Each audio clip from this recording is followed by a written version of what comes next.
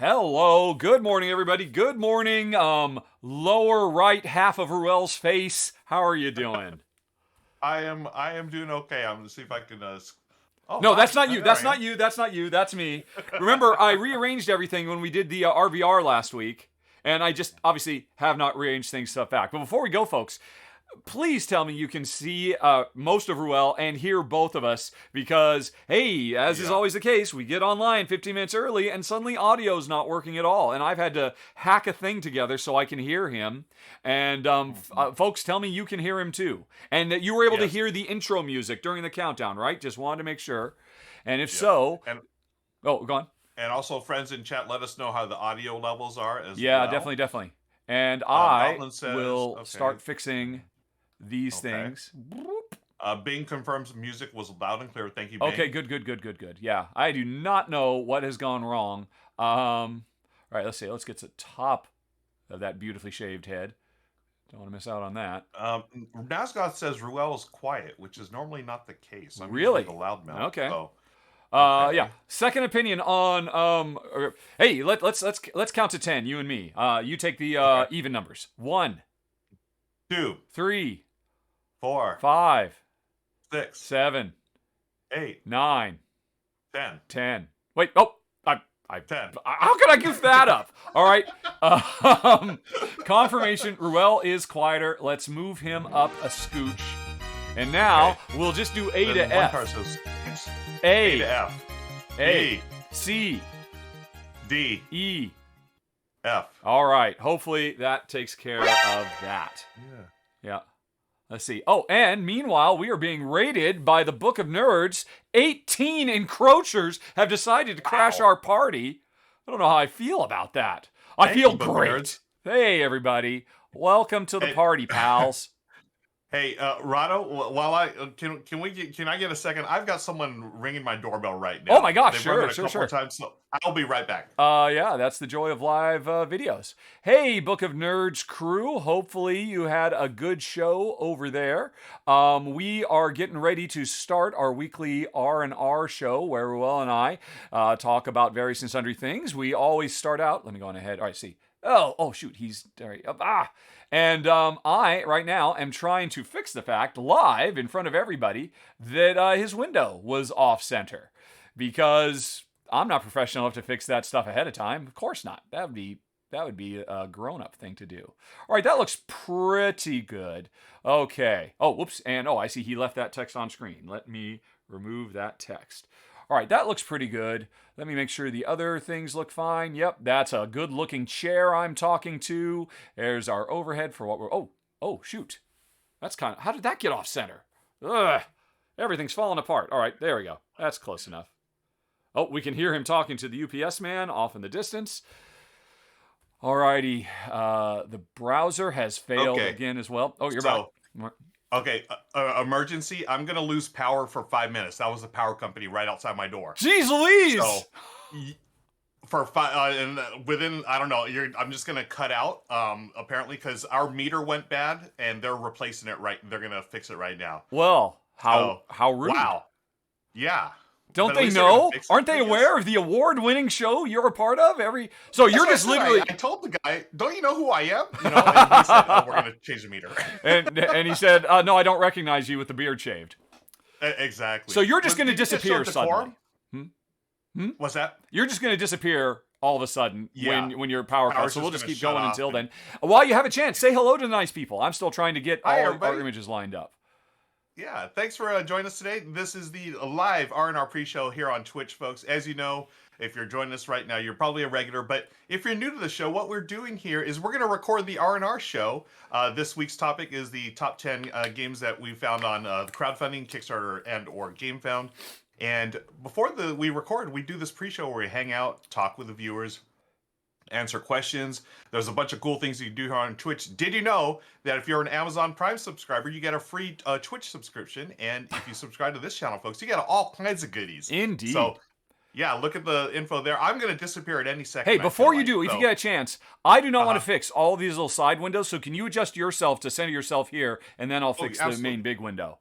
I will just... And while you're doing that, I will fix our broken, busted browser link. Okay. All right. So Give me and I can then give fix me this. this back. Where is the wheel of right?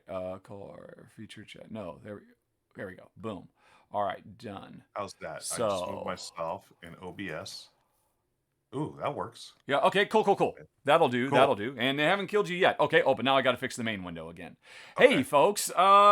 This is not the show. This is the pre-show, as it says at the bottom of the screen. So we do not, in any way, shape, or form, promise any sort of quality content at this point because we're still just trying to get our ducks in a row. And one of us is going to disappear in a second, which is I am going to vanish for 5 minutes, according to right. That's what he said. Okay, company. so that shouldn't be too. Don't know why Ruel says goodbye when I say hello. You say yes, I say no. You say start, and I say go. Oh, yes. Oh, no. Yet again, the nothing but the latest hits for y'all. Yes, exactly. Music fans. Oh, that has got to be my top 3 Beatles songs. I love Obla, or not. Oh, really? Yeah, Obla Di Bla, yeah. Yeah. Have we done a top 3 Beatles songs? I feel like we have. Didn't that happen? I could have sworn we did. I think I'm pretty sure we both agreed on what was it? The big one. Day in the Life. Remember the name? Day in the Life. Yeah. And I think I had the odd one. Oh, and he's gone, folks. And now here's the question: do I just leave him looking like that? Should I put a poll up? That is not the most flattering pose, I have to say. An armor sword says, no, Ruel, come back. No. Don't worry, folks. 5 minutes, he'll be back. 5 minutes. You just got to roll with me. Let's go on ahead and put him down there. And we'll leave him up there so that we know when he actually comes back. And I'll just spend a little bit of time working the crowd, doing my magic. Well, that's really kind of more Ruel's gig. So, first of all, let's see. Thank you to Book of Nerds for the raid. Thank you to Dare Drinker for the resub. Thank you to Games of Fire for subscribing. Oh, that might have been the last episode we did a few days ago. Oh, I see requests for Ruel's ranks, this or that, and top 3s are coming in hot and heavy, which we'll try to do all that, folks. I mean, do I need to give you... I mean, everybody here knows how Twitch works. I don't have to explain how channel points work and all of that, so I won't go into that. I will just go back through the chat, and I will look for interesting topics. Folks, give me a topic to talk about. Start the clock says, all right, where are all my friends hanging out? Okay. Forest of Glass asked a question. I'll answer it right now. Forest of Glass wonders, how is Jen's Ukrainian glass effort going? It was way more successful than Jen had any expectation. In fact, I even have a picture. Where is my picture? Where are images? Nope, that's the wrong picture. There they are. Look at them. Look at all those little cutie patooties. Jen ended up getting over 400 of them ordered, if I recall correctly. Was it close to 500? And if I recall correctly, she is making, I think, for every one of these she makes, she is donating $27 to care.org. And she's already done some, and she just heard today that there's some kind of quadruple. And so, I mean, it's going to be even bigger than we thought before. What is 400 times 27? So yeah, that is over $10,000 Jen has raised for the people of Ukraine over the last few weeks. Although, thanks to all of you. And Jen has definitely been a victim of her success because this is like more orders than she does in a year normally. I mean, she'll get on average 3-4 orders a week kind of a thing. So she has just been burning the midnight oil, working incredibly hard. I mean, this was a picture she took after a day of making 50. And this was the 50 she made. The next day, she just posed them for a shot, and they're all adorable, and they're all gone. I am her logistics guy. I am the one who's I was on the assembly line, packaging them all up, putting the stickers on, sending them all around the world. So yeah, it has been a success. Oops, that's not great. Ruel is clearly not back. So let's go back down to there. And thank you for asking. It has been, Jen wanted, originally I know she had offered to say, hey, look, I'm going to take orders until the end of March. And she eventually had to shut it down. She had to, okay, there's only gonna be 5 more of these because she's gonna continue making these things until probably the end of April to ultimately get all the orders out. It has been so incredibly huge and so gratifying. I mean, she's never done anything like this in her life, raising over $10,000, plus matching funds and all of that kind of stuff, apparently. So it's been absolutely amazing. Yeah. Oh, Goblin says they do look great as an army. Oh, yeah. I went up there when she took the picture. They're adorable. Yeah. The world needs more armies like that, quite frankly. Let's see here. I see Denoga is letting folks know that if you start your question with a question mark, I am able to see it more easily because we're using a program called featured.chat that will just automatically. Oh my gosh! The meeples are dancing! Oh, it's fixed! For the last few weeks, when people follow or subscribe, the meeples no longer danced like they're supposed to. Or not the meeples, the stream avatars. And so I finally ended up connecting with the developer of Stream Avatar, who makes all those little things down there. And he said, well, here, do these things. And I had to wait until there was and it looks like it's working. Yay! Foxy and Hip97, thank you for following. Clearly, everybody's happy to have you here. Everybody dance now. Well, alrighty. Let's see here. Meanwhile, I see some questions coming in because, folks, start your question with a question mark so I can find it. When am I coming next to the UK? No time soon. Actually, maybe. There's a very slim chance that maybe I'll be coming, and there's a very high chance Jen will be coming. Excuse me, because her sister is taking her kids, Jen's niece and nephew, or maybe it's just nephew? I'm not sure it's a niece and nephew, but anyway, Jen's sister and the kids are going to be making a trip to the UK this summer. I think it's just a quickie, a week there and back, and they're mostly just staying in London and kind of, doing the surrounding areas. And so Jen is talking with her sister about maybe going along because Jen misses it so terribly, terribly much. And the question is, will I go? Because if I go, things get more complicated. Somebody's got to take care of the chickens. Somebody's got to take care of the dogs. Somebody's got to take care of my mom. I mean, my mom's a grown woman. She can take care of herself, but somebody has to be there, in case something goes wrong. So we don't know if I'm going to go yet. It's pretty likely Jen will go. And sorry if anybody's thinking, oh, great, I'll get to play a game with Jen. Jen is there to be hanging with her sister, who she doesn't get to see very often, and her niece and nephew, who she absolutely adores. So that's really what she's going for, and just to kind of breathe in the London atmosphere, since London is her favorite city in the world. So that's probably happening. I don't know when, but I don't know if it's happening for me. And hey, I see something is happening. Hold on a second. No. It's just that Discord has said, hey, you've been by yourself so long, Discord has shut Ruel down. So Ruel is not back yet. Wait, oh no! Oh, I spoke too soon.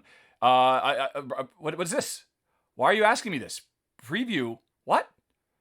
Okay, join the video call. Normally I don't have to answer that question. You're back! Hi, can you hear me? Yes, I can hear you. The question is, can the audience? Hello, audience. I am back. Power's working again. We've got a new meter installed, ready to go. And hopefully y'all can hear me and or see me. If Excellent. Not, Yeah. let us know. Never do that to me again. Don't leave me with these animals. I don't know what to do. No, it was fun. What did I miss? No, not much. Happened? Look. Okay, so right now I need to continue fixing your off-centerness because let me see. You are centered for the other things, right? No, you're a little. Oh, your chair. You moved your chair. Get back in the middle. Look at you. Let's get back to the middle. Yep. Oh, actually, you know what? I can do it in OBS. I think maybe OBS reset. That's what it was. Because you had to reboot your entire machine. Well, okay, no, I mean you're fine. I think you're fine for those. I'll just fix you for the main view again. Oh no, you're fixing that, which means will it mess those up? No, actually, that works perfectly. That work? It looks good. It looks real good. All right. Okay. Cool. Well. Hopefully that was the beginning and end of our technical difficulties. That would be a rarity, though, if that was in fact the case. That's right. All right. Let's see here. Okay, so, hey, folks have been requesting stuff in your absence. And folks, we're going to do some little segments we do right now based on requests that people make with their channel points. Then we're going to record our show. And then, if there's time, we'll do some Q&A afterwards. So start giving us those questions now. Start your questions with a question mark. You can end with a question mark too, but if you start with a question mark, it goes into our queue. We'll catch them later. But, Ruel, let's see. We still have an outstanding request for an argument. Are you ready to argue about something? I don't know if I'm ready. Real quick, I want to check. Okay, the right box thing is working again. Oh, good. Good. Okay. Yes. Okay, just to make sure. Yeah, that would. Yep. You have tested. We are in the test portion. Yep. Now we will go back to the pre-show portion. So, we. Okay. If anybody can think of a good argument that we would actually disagree on, this is the toughest segment for us to do because we agree 9 times out of 10, and it's tough finding that 10th time. But okay. Oh, sorry. Okay. I was going to say, I can't think of anything that we can argue about, so hopefully people in chat will be able to help us out here. Yep. Well, we do have a couple of Ruel Ranks requests, so let's go on ahead and do that. Let me get to the Gaviola Library, which is right there. And we'll come back to you, Uganda Village board game convention. We're going to be talking about that when the actual show starts, trying to raise some awareness of that wonderful, wonderful event. All right. Do any of these jump out at you? Or shall I scroll down a bit? I just had to throw Goblin's argument topic on screen. There. Oh, yeah? Should the power company be allowed to interrupt the R&R show? I think we're going to be in agreement on that. Maybe you'll surprise absolutely me. Absolutely not. Yeah. Okay, let's take a look. What comes out? What grabs me? These are games that this is your category. This is your collection sorted by last modified. So these are the most recent things. On the 22nd, you modified or added or something to these. So that means they're fresh in your mind, but not fresh enough? Yes. Not fresh enough. All right, let's go down. Let's all right. Okay. All right, here's some unrated stuff. Oh, I haven't wow, I thought I ranked Rolling Realms. Rolling Realms has got to be on that list. It would appear you did not. All right, let's see. So let's throw that on there. Let's do that. All right, I will prepare the poll. All righty, new poll. Ruel is rank. Tee-hee. I'm being silly. Rolling Realms. What else? Okay. You like any of those other ones? Or you want another page? Let's go another page. Just keep things fresh. All right, here's some more. Okay, here's another one. I love that I have Candyland on there. Do you? That is not an ironic collection entry? It is not. Michelle and I actually live streamed Candyland using a BGG variant. That's right. Yes, that does sound familiar now. Yep. Yeah. But I'm not going to rank it. Okay. Let's see. Ooh, 10 would be interesting. All right, 10. Okay. There's 2 requests, so I'm going to put 5 in, and the top 2 are going to get ranked. Any of these? Ooh. I have not ranked the loop. I like the loop. Okay, let's do the loop. All right, any other ones here? Let's scroll down a little bit. Again, just to keep things fresh. All right. More? Ooh. Further down? Or? I mean, Super Mega Lucky Box. That's a, You do love that one. Super Mega Lucky Box. And from the P-Dubs, as I recall. Yeah, that's Phil Walker Harding, praise be. Let's 4 Gardens. I have not ranked that. That's an excellent game. Oh, you are. For shame. Wow. Let's put your shame on the screen. And folks, start deciding which of those. I really need to move these things. I just have them dead center. And, of course, it's fine for me, but you are dead center of your view. So, hello. Hi, see, it's perfect. Yeah. I mean, you do have wheels on that chair, I suppose. Yeah, I can easily... Although if you do that, I mean, did you just run over and pull 15 cables out of sockets? Because that's what happens anytime I roll around. Yeah. I've been able to push all my cables in front of me, so everything's like away from the chair nowadays. Oh, so you're always tripping them with your feet. Yeah, totally. Yeah. Okay, the loop. I figured the loop would be a contender. Don't jinx it. It's falling. It's falling fast. Okay, I was just going to say, I'm surprised Rolling Realms, but there it is, coming back. It's like a horse race. See. I will give poor Super Mega Lucky Box a third vote.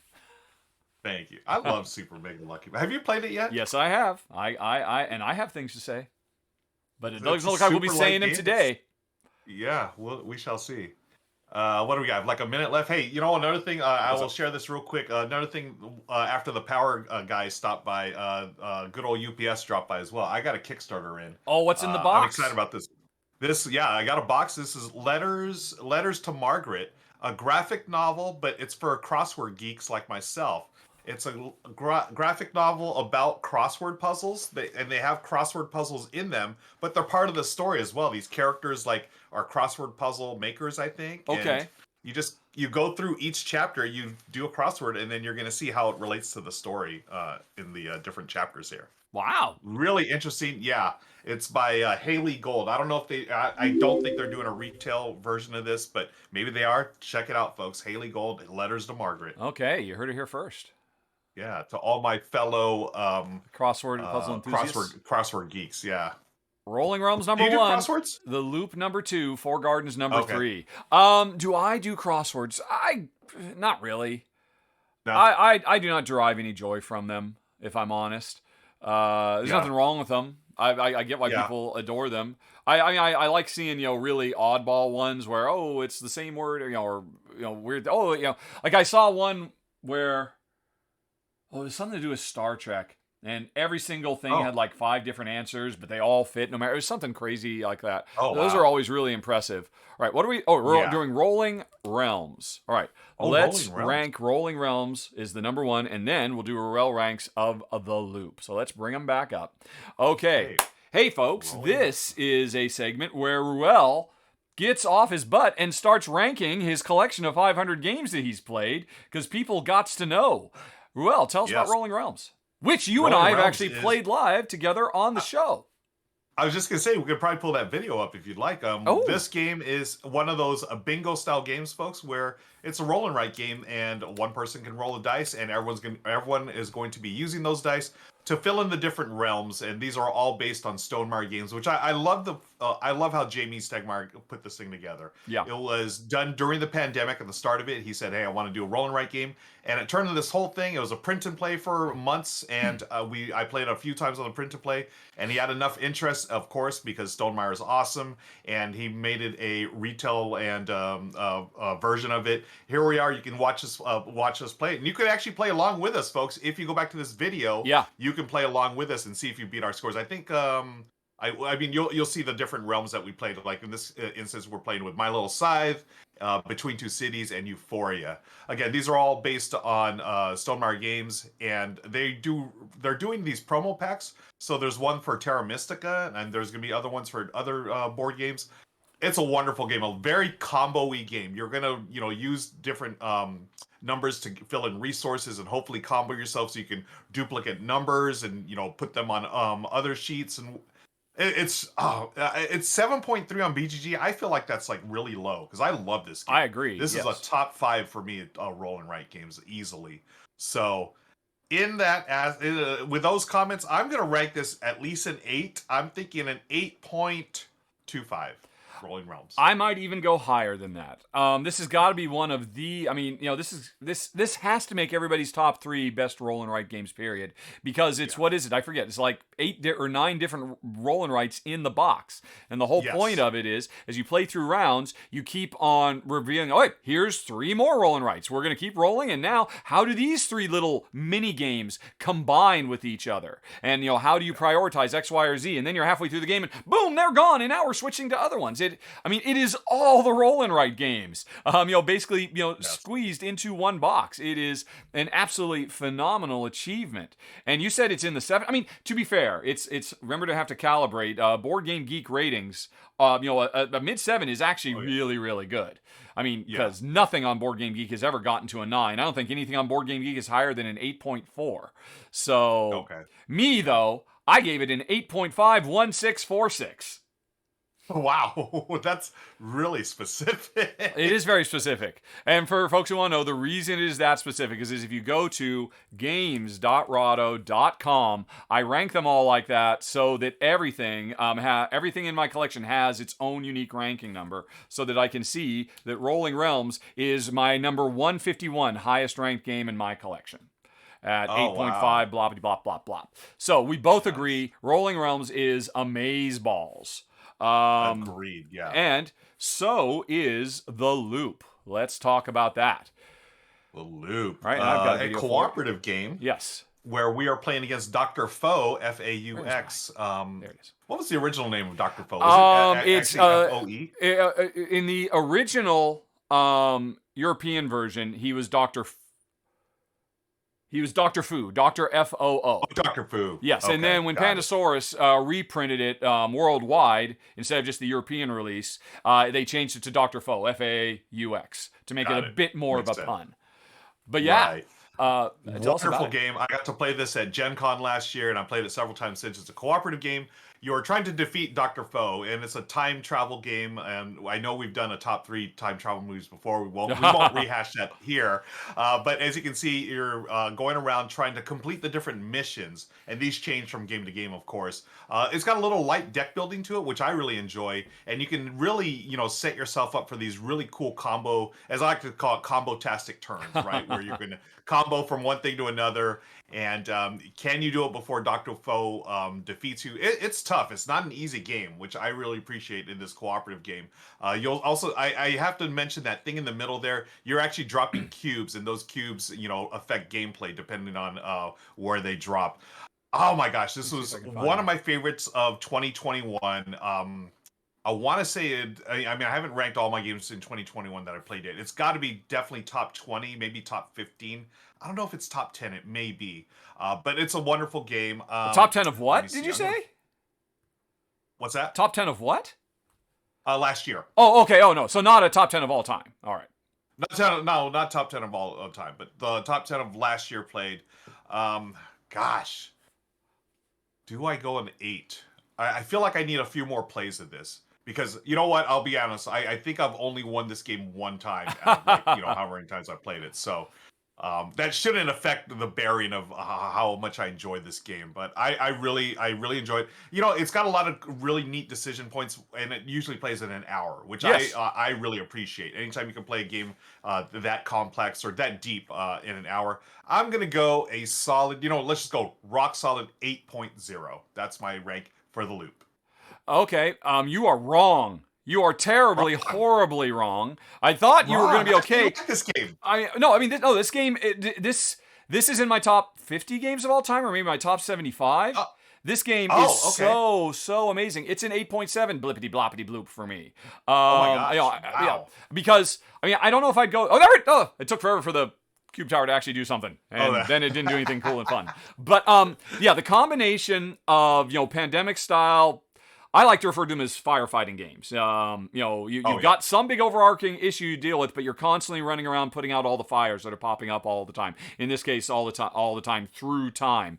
And but as you said, it is a light deck builder, and our deck of cards is so interesting because on our turn, our cards are that we draw are going to determine what we're going to get done. And the loop comes from the fact that if I draw cards of the same type, of the same suit, then after I'm done, I can loop and reactivate those cards again. So that becomes a major part of deck building, trying to focus you up your chances of looping, and you can get such incredible, amazing, powerful, and super satisfying turns where I'll do all these things, and then I'll untap 2 of them, and I'll do them again, and then I'll untap this one and do it a third time if I've got the resources to spend for it. It's absolutely fantastic. It's got a really great sense of humor. It's just gotten a wonderful expansion, which I cannot wait to play. And what would it have to do to make it over an 8.0 that you're giving it? What is up with you? I feel like I need to get this to the table more often. Let me ask you, how many times have you won this game consistently, or does it consistently beat you? I'm playing with Jen, so we pretty much consistently won. Okay, nice. We have played all of, I think it's 4. There's like a standard and then 3 others. We have played all 4, and I believe we won all 4 times.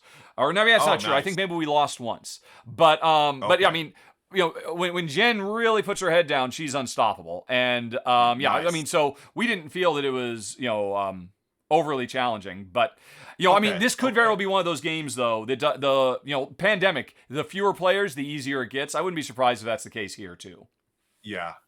So maybe that's the thing, because I played it 3 players, 4 players. I've soloed it. I have not yet played with Michelle. Maybe that's where I got to. That's what you're missing. I got to get Michelle to play this, and that'll be it right there. Yeah. But right now, it's an 8.0. I can see it going up. I don't see it going lower than an 8 for me. It is my number 36 highest ranked game of all time. When I covered I need to play this ASAP. Oh, yeah. You have it over Glory to Rome? Oh my gosh, I need to play this ASAP then. Yes. Wow. Yeah, play it with Michelle. Yeah, Okay. I don't remember. There must have been stuff for being able to adjust difficulty levels. I can't remember to save my life, but I know there must have been. I'm pretty sure there is. Yeah. It just does everything so wonderfully. And Yeah. honestly, I mean, Fem Sensei in the chat a little bit ago said, "Well, it out pandemic's pandemic," and my gut response is to say, "Whoa, Wow. you know, hold the horses there." But I think somebody could make a valid argument there. I mean, now the loop can't beat pandemic because when I rank pandemic, I include all other things that come with pandemic too. So pandemic has an Right. unfair head start. But no, the loop, I mean, which is literally just right there, right off camera. Right there it Yep. is. You love it so much, you put it front and center. Oh yeah, I have it. I actually have it right here. Yep, So- right oh, there. We can both point at it at the Yeah. same time. So, yeah. And I know Yeah, mine's do you just know right anything? there. There it is. Just I Oh, think you okay. can see it just peeking right over. Oh wait, oh no, Yeah, there's there these it things is. in the way. There it is. There it is. Yeah. Um, So we both are big loop fans, but you just Yeah. have not properly calibrated because I it need is to one of the calibrate. best That co-op is correct. games ever, quite frankly. Do you know anything about the expansion? I know there's an expansion. Do you know what that's going to bring? New Yeah, characters, it's maybe? if I recall correctly, it's 2 new mission types, 2 new Okay. bosses, and I think 1 extra new playable character. No, 2 extra new playable characters. I believe it's 2, 2, and 2. A twosie Okay, cool. kind of thing. Actually, I did an unboxing of it when I was doing a live stream a couple weeks ago. And if I recall correctly, 2 new missions, 2 new bosses for those missions, and 2 new playable characters. 1 playable character is twins. So the player actually controls 2 characters at the same time, which looks very, very cool. Cool. Yeah. Wonder Twins. Exactly. Wonder Twin powers activate. There's a new one for you. Okay. Cool. Cool. So that's it. We have ranked 2 things. I am going to mark them off the list. And we could have almost had an argument if you just would have felt a little bit more strongly about your Yeah. woefully inadequate and anemic ranking for the loop. Yeah. But again, I don't see it going any lower. I can see it rising, but I can't see it lower than 8 because it is a wonderful game. Okay. Next Okay. up, we have some requests because we're ignoring the argument until we can come up with a good argument. We got a couple of trivia requests, which means I got to bring out the wheel. And okay. there it is. And hopefully it isn't broken like everything else. No, it looks fine. Now let's see if the button will appear. And there you are. So spin. All right. What are we going to get this week, folks? General, Rahdo, or Ruel? All right. So I'm going to do some Right. trivia. And we have 2. I'm just going to spin it again right now. Okay. And we are going to do, it is not a double whammy. Okay, some general purpose trivia and some Rahdo trivia. Okay. And then make that wheel go away. Righto. Okay. Let's see here. What would you like to know? I everything I know about me is really boring and straightforward. So come up, feed me something. Ask me a question. Well, we've I'm trying to think of we've talked about the different parts of your life. We talked about your job, the vacuum cleaner job. We talked about your helping David Turchi into the industry.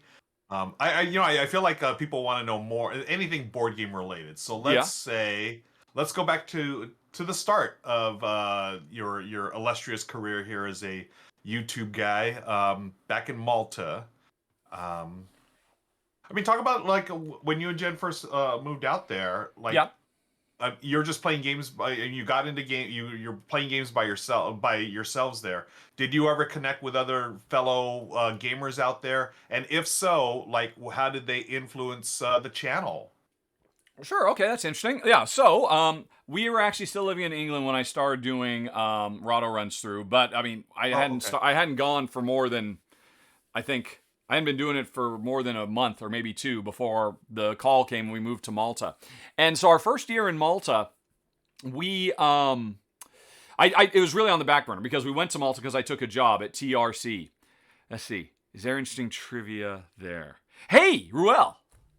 How often in my life would you say I have been involved with organizations that defrauded governments?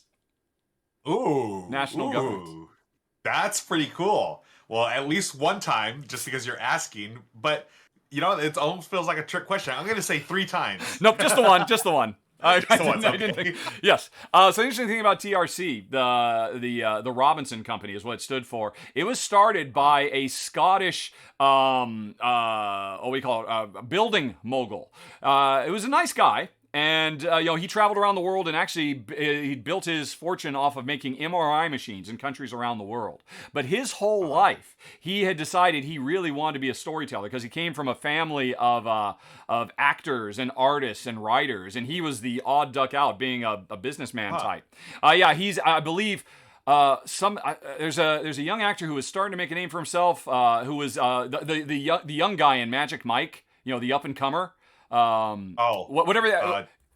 Channing Tatum? No, he was the lead, but the young upstart who was like our intro into whoever that is. I want to say Pettifer was his last name. That's it's his nephew. So he comes from a family of acting and all kinds of stuff like that. So, but he had, over the course of his career, many different relationships with many different countries and many different ways of sheltering money and this and that and the other.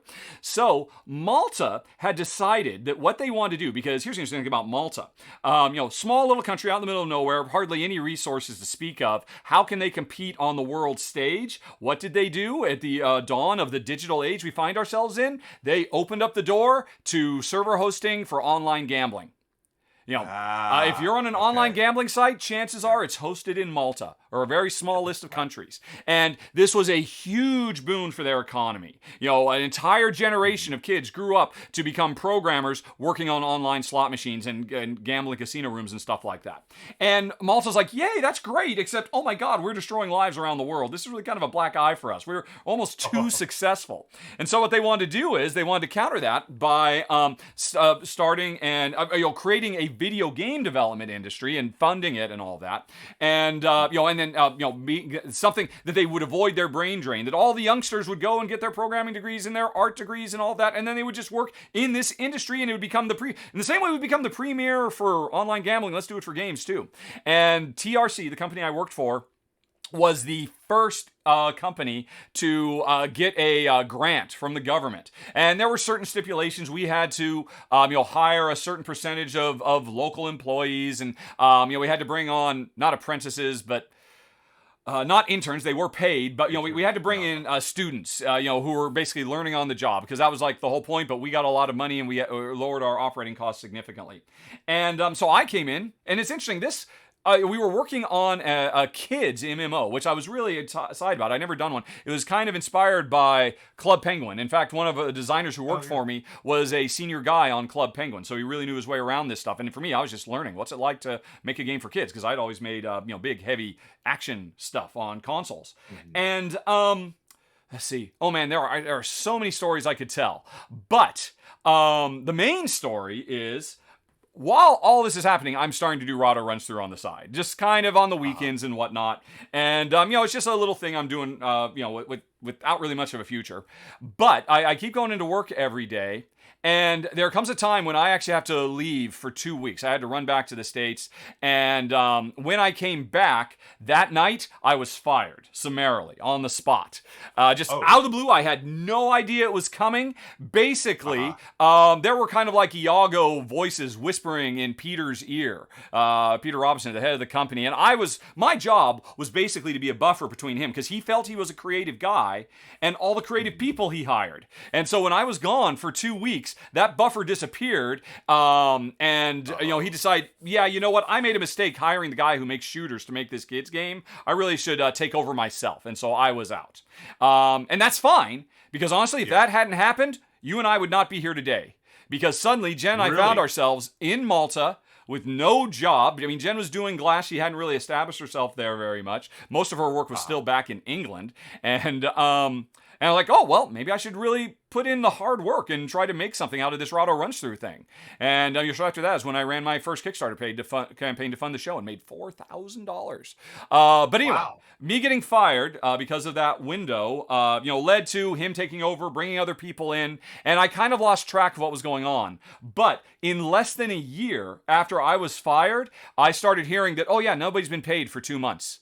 The check's in the mail, everything's tied up, and eventually it started appearing in the newspapers that this TRC company has an illegal shell company in Ireland, and and they're not delivering on their things. And the Maltese government, it was a huge black eye for the Maltese government. It was a liberal government that was in power at the time. They ultimately ended up getting voted out, and so the conservatives have basically taken over Malta for the last few years. I just heard yesterday that Labor, which is more of like the Democratic side, has finally earned their way back into the people's hearts after the huge black eye of this company that I worked for and that I was the creative director of. So, obviously, I knew none of this stuff. And I was just there trying to make the game work. But yeah, it just turns out, I don't know the particulars. There were some shady things, and the funding dried up, and then all the promises that were made to the Maltese government were a house of cards, and the whole thing fell apart.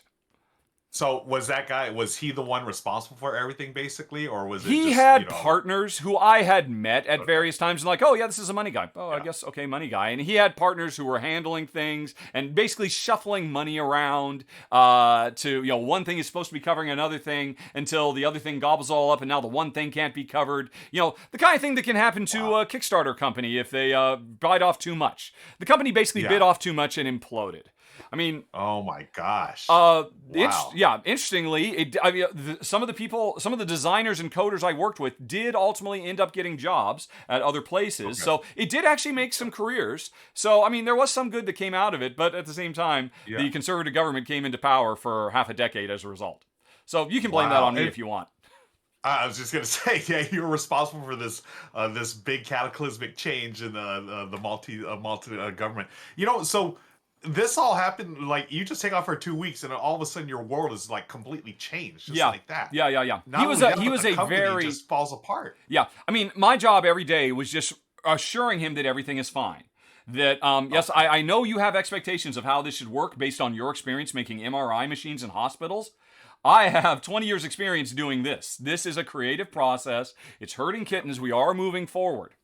And it was literally almost every day. It was my least favorite thing. Although I liked the guy just fine, but it was very, very difficult constantly keeping him comfortable. And so for 2 weeks, I wasn't there to keep him comfortable. And he ultimately decided, this is all falling apart. I have to step in and take the reins because only I can do it. I alone can solve it, kind of a thing. He's that kind of guy. So he was always uncomfortable with the idea of me spearheading. Because I should say, the core idea that we were brought together to do was brilliant, and it was is an idea he had years ago. Here's the pitch, which I thought was brilliant. You imagine you have 4 or 5 year old kids. They lose their tooth. You go to wishingtooth.com, you sign up, and or they're about to lose their tooth because kids, it's coming for a while. You sign up, and when you instead of, you can put the silver dollar or whatever under the pillow, but you can also put this signed letter from the Tooth Fairy that says, "Hey, thanks for the tooth. Go to this website and see what happened to it." And that is the introduction to our Club Penguin-esque game, where you actually see your tooth is imbued with magic and becomes a toothy, and that's your avatar that walks around and has adventures with the Tooth Fairy and a whole range of characters, and does Club Penguin-y type stuff. And I thought that was so brilliant. And the reason they hired me because they were worried because, hey, I did video games, and I pitched them, well, you know what you should do? Don't just stop there. That was it. That's all they had. And I'm like, no, you need to sell parents additional stuff. So that, because if your kid actually believes this video game character is the Tooth Fairy and they still believe in the Tooth Fairy, you could sell, cookbooks that say, hey, it would allow you as a parent to engage in activities with your kid. Because video games with your kid, it's just like, oh, they look at the screen all the time. We had a game that had a real tangible connection with the physical world. Because, hey, you know what? You could buy this activity pack from us, and then you could leave it hidden, and then the next time the kid logs into the game, it says, oh, I was at your house last night. Go check behind the couch. I left something there for you. And and then it was an activity you and your parents could do together, or the kid and the parents could do together. And I thought that was brilliant. And they thought, oh, that's brilliant. The marketing guy really liked that because, oh, look at all the physical goods we can sell. And so that's what ended up getting me the job. But yeah, like I said, I was gone for Wow. a couple weeks and it all fell apart. But Yeah. and honestly, I can't complain because they had no cause to get rid of me, so they bought me out, and I've got what's it called in England? It's called gardening leave, where the company just pays you to stay home and garden. So I got Oh, 6 months garden leave, and right around the time that ended is when other people stopped getting paid. Period. So wow. yeah, Wow. and I don't know what would have happened if I would have stayed. I mean, the thing is, Yeah. as soon as I left, they tried to bring in other people, and those other people said, "Oh, we got to start all over from scratch." And I think Ooh. they were a bit less resistant to Peter's insistence on how things should work. I would like to Uh, think, because I never failed to meet a milestone, that we would have actually gotten the game out, and it could have changed the kids' MMO world. But yeah. hey, you fire your creative director and try to bring other people on midway through, that doesn't always work so well for you. Wow. It's like that the whole like what if this is like a huge episode of what if, right? Yes, What if yeah, you yeah. never get let go? Yeah, I Things totally really change believed in and that product too. I mean, it was a yeah. challenging one, but I mean, they had such an incredible. The art director they hired was a Disneyland artistic director for theme parks. Oh And so wow. he had actually Okay. designed theme parks around the world for Disneyland. He was amazing. They had this really, really high level marketing woman who had worked at a lot of really high end Silicon Valley brands and whatnot. I mean, it was just Interesting. absolutely incredible. And Yeah. and then they had me, and I thought I was a pretty big deal too. But then, yeah, as soon as I was gone, things went in a very different direction. So who Like what knows? if What could okay, have so been? what if you don't leave? What if you're still there? Does Rahdo run through still happen? I don't think so. Like I don't think so. I mean, really? it was just Like you something don't I think was further doing. down the line it does? I mean, you go back into that first year of Auto Runs Through, I was making doing 2 or 3 videos a month instead of Okay. 2 or 3 a week like I do now. And Yeah. and we were only getting to the point where the crunch was, and I was gonna have to stop doing it. Yeah, because I would have had to devote all my time and weekends and extended hours and stuff like that. So I mean, if it had, I mean, it would have been if it had been successful. I'd still be there now, and I'd probably be rich, quite frankly. Because I mean, is that not a Yeah. killer idea? It's an amazing Yeah. idea. Yeah. Yeah. Wow. I'm surprised nobody else has done anything like it, because we always talked about two. Nobody owns the Tooth Fairy. The Tooth Fairy is one of the most well-known Yep. intellectual properties in the world, and no one owns it. So we could have owned it for generations, and so yeah, Wow. yep. Yeah. The what if. Wow, great story. Thank you for sharing. What an interesting trivia bit. Let's mark that off. That was excellent, my Okay, friend. well there you go. That's a bit of All right. trivia. How I brought down a national government. Okay, and then we had a general purpose trivia. I did a quick search. Yep. Hey, Ruel, how many countries in the world have purple on them? Purple? Oh, they're flags? Yes, they're flags. How many in the world have purple on the flag? Extra Wow, points if you that's can get either of them, but you won't. oh. Well, you said either of them, so it's got to be two. Oh, Or okay. Oh, I'm terrible at this.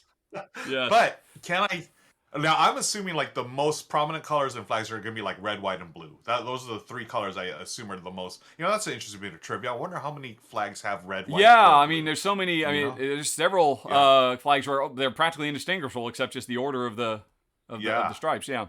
But as far as purple, oh my gosh, I don't know. That's I don't know. I can't be. I Shoot, can't believe I it said could be both of them.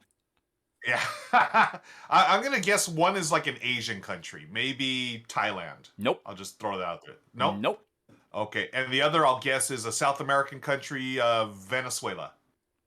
One of them is Nicaragua, which Okay. has a purple stripe. It has a rainbow, and there's a purple stripe in the rainbow. Okay. The other Nice. one is Dominica, which has a parrot in the center of the flag, and there's purple on the parrot.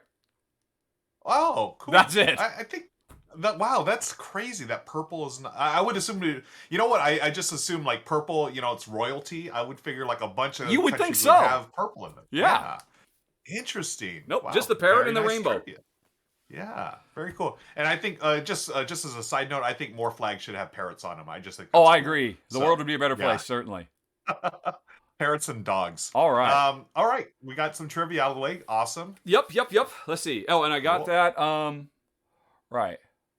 Okay, cool. So we still have a bunch more. We have some this or that's. There can be only ones, but we got to get to the show. Yeah. So we will let's see get how to it the goes show. afterwards. Thank you. Sorry, Super 1491 Exacting Vampire, Dinralls, Tim Pubbles, and Goblin 981, Forest of Glass, and Fidelia 84. We will get to you, I promise.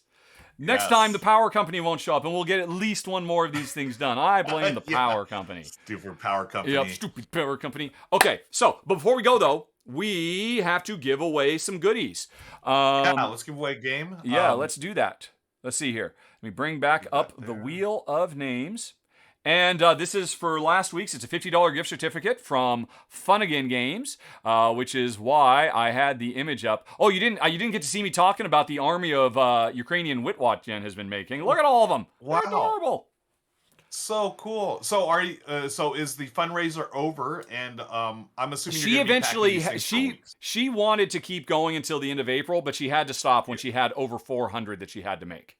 So Oh my God. and she's not going to be done goodness. making them until sometime in April. Wow. This is one day's work in front of us right there. Wow. And so she's still got a lot of work Amazing. to do. But yeah, I mean, we've raised over $10,000 now, easily. That's so so it's, cool. It's incredible.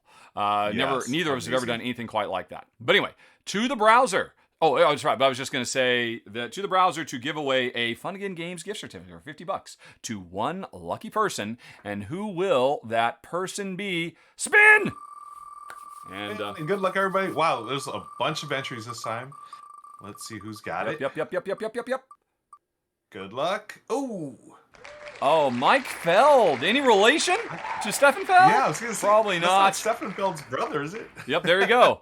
Okay, Mike, I will get in contact later on today and get your particulars. And my apologies to Anna and Vim, both of whom just missed it by pixels. Just pixels. I don't know if you can see them, but I can see them on my big screen. So close. So close. All right, Mike, congratulations. We'll be giving away more stuff. Right, so we need a secret word that we will say.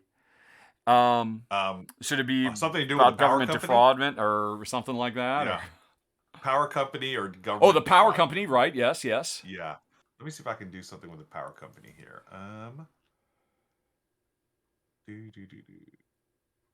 Power. Oh, nah, not that one.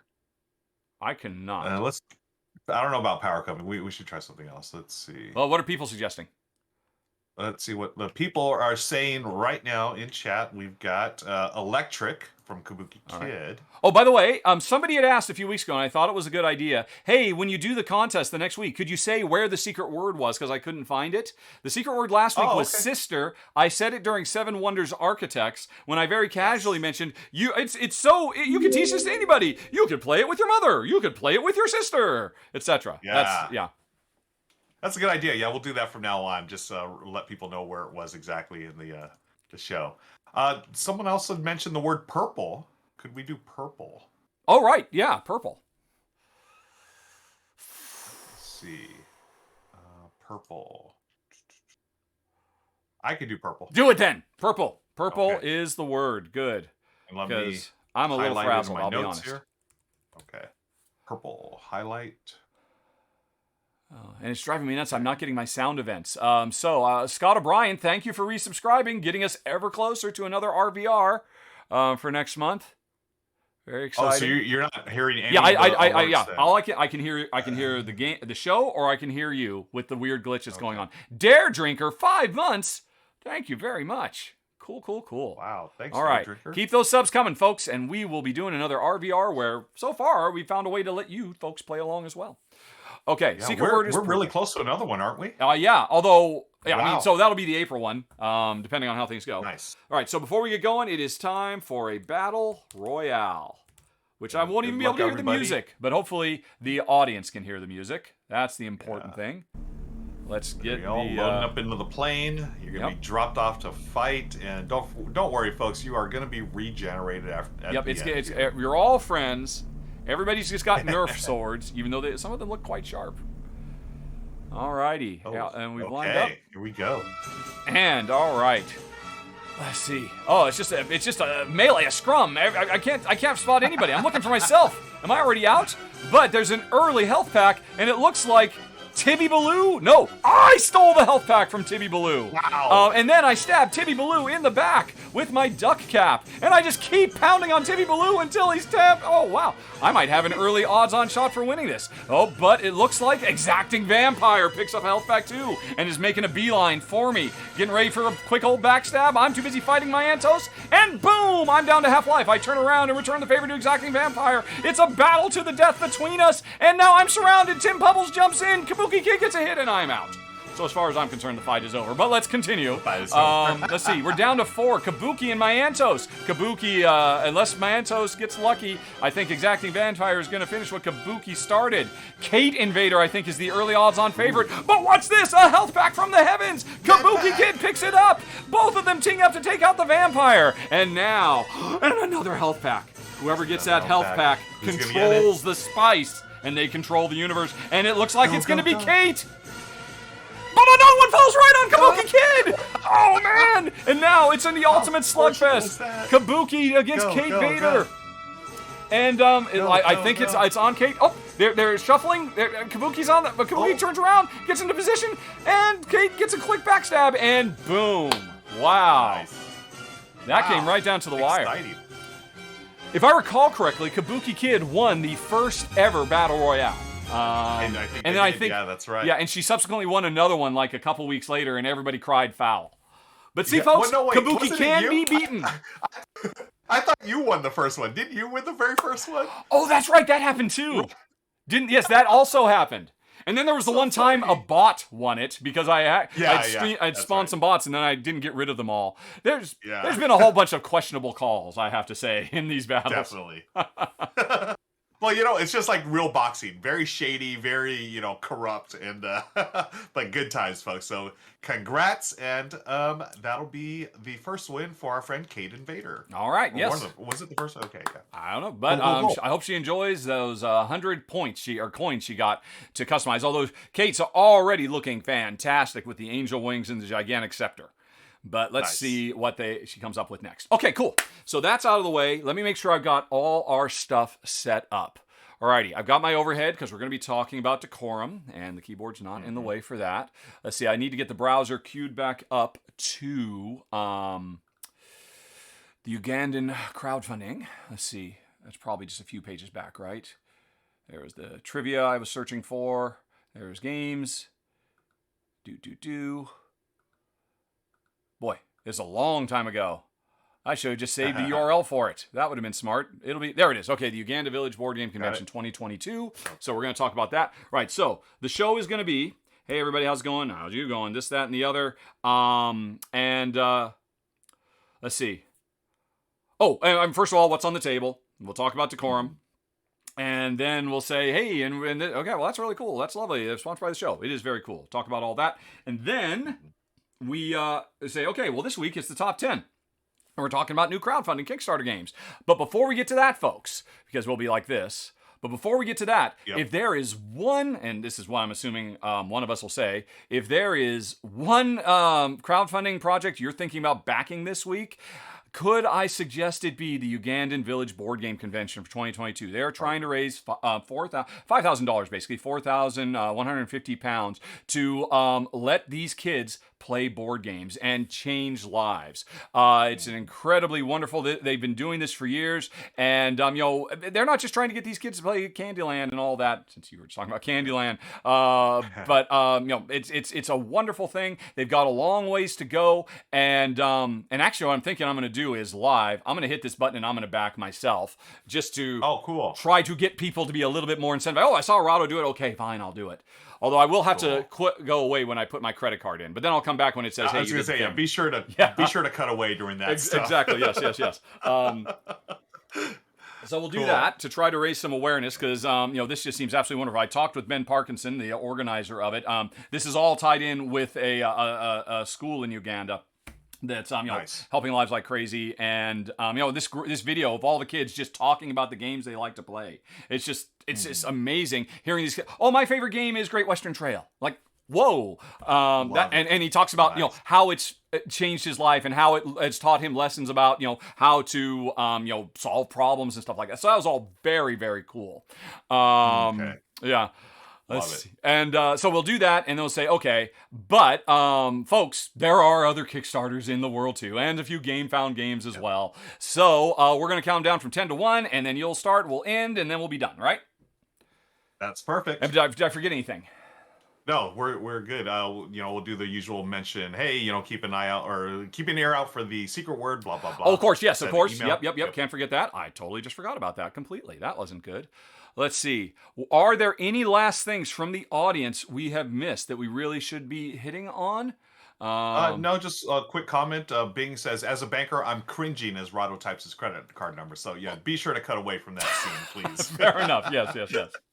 Well, if feel free to jump in, and if I get a little carried away, and say stop. I will remind you. Okay. Yes. Okay. Alrighty. All right. Yeah, I will be your own virtual power company. I'm going to cut off the power. There you go. This feed is over. Okay. Cool. Okay. So then that's it. So let me. Do I have the? Yep. Sponsor of the show, Floodgate Games. Okay. So you're ready to go. I am turning on the. Folks, you can see up at the top while we're filming the show. If events happen or whatnot, you're on your own because we're actually filming live and you're the audience just watching along, commenting on all the silliness we're getting into and how we really should be picking other things or whatever. And if you still have questions, start a question mark with them so we'll hit them in the Q&A afterwards. Okay, one last sippy sip. Yep, and I am good to go on my end. And okay. All right. Hey everybody, this week's episode of the R&R Show is brought to you by Floodgate Games. And hello Ruel, how are you doing? I am doing fantastic, Richard, thank you. And how are you doing? I'm doing okay.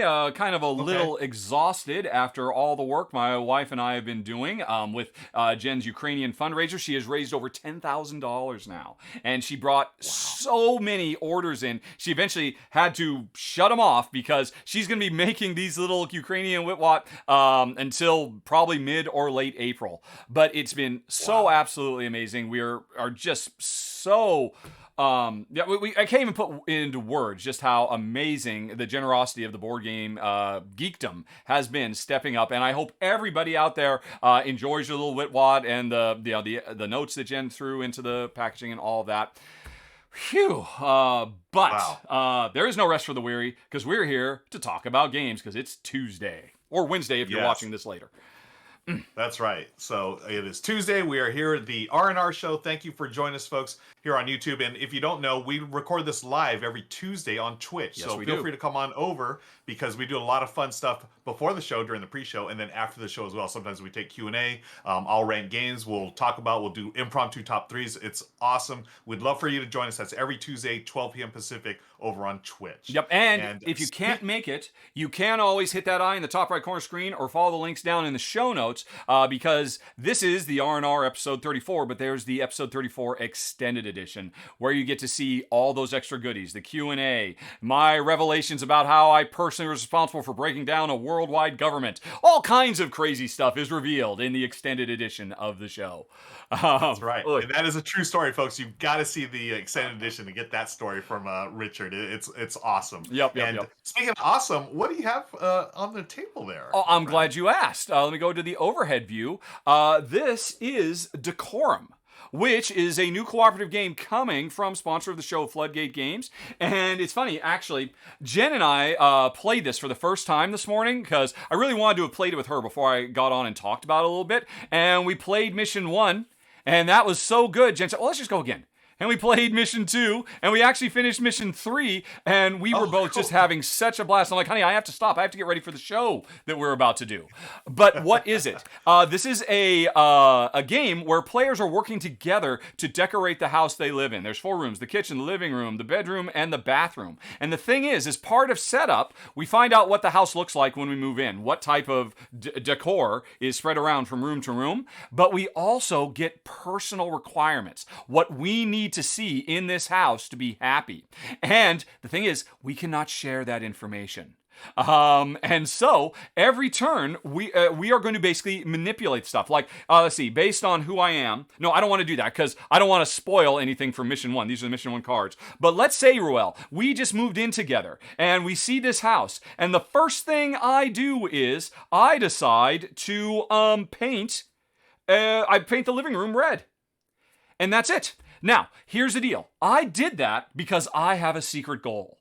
Maybe it's a secret goal that I have to have all rooms on the ground floor painted red. Or maybe it's a secret goal that I have to have rooms painted red, painted whatever color the lamp is, or something like that. I've got a list of my own goals. The problem is, Ruel, you have a goal that says, I don't know, something like, the leftmost rooms, they have to be painted green. And so I make this change, and all we can talk about is you can say, I love it, which means you saying that, that actually helped you with one of your objectives. Or I hate it, which lets me, all I know is I have just hurt one of your abilities to make your objectives. Or I could take it or leave it. In which case, I suddenly realize me doing this has nothing to do with your objectives. So you've given me a little bit of information, and you have a little bit of information. You know, for some reason, I want a red here, but you don't know why.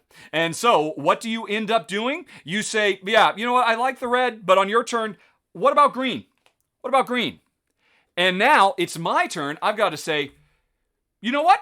I like it. It works for me. And because all of a sudden you realize, so obviously I had some kind of objective that could have been met with green paint in addition to red paint.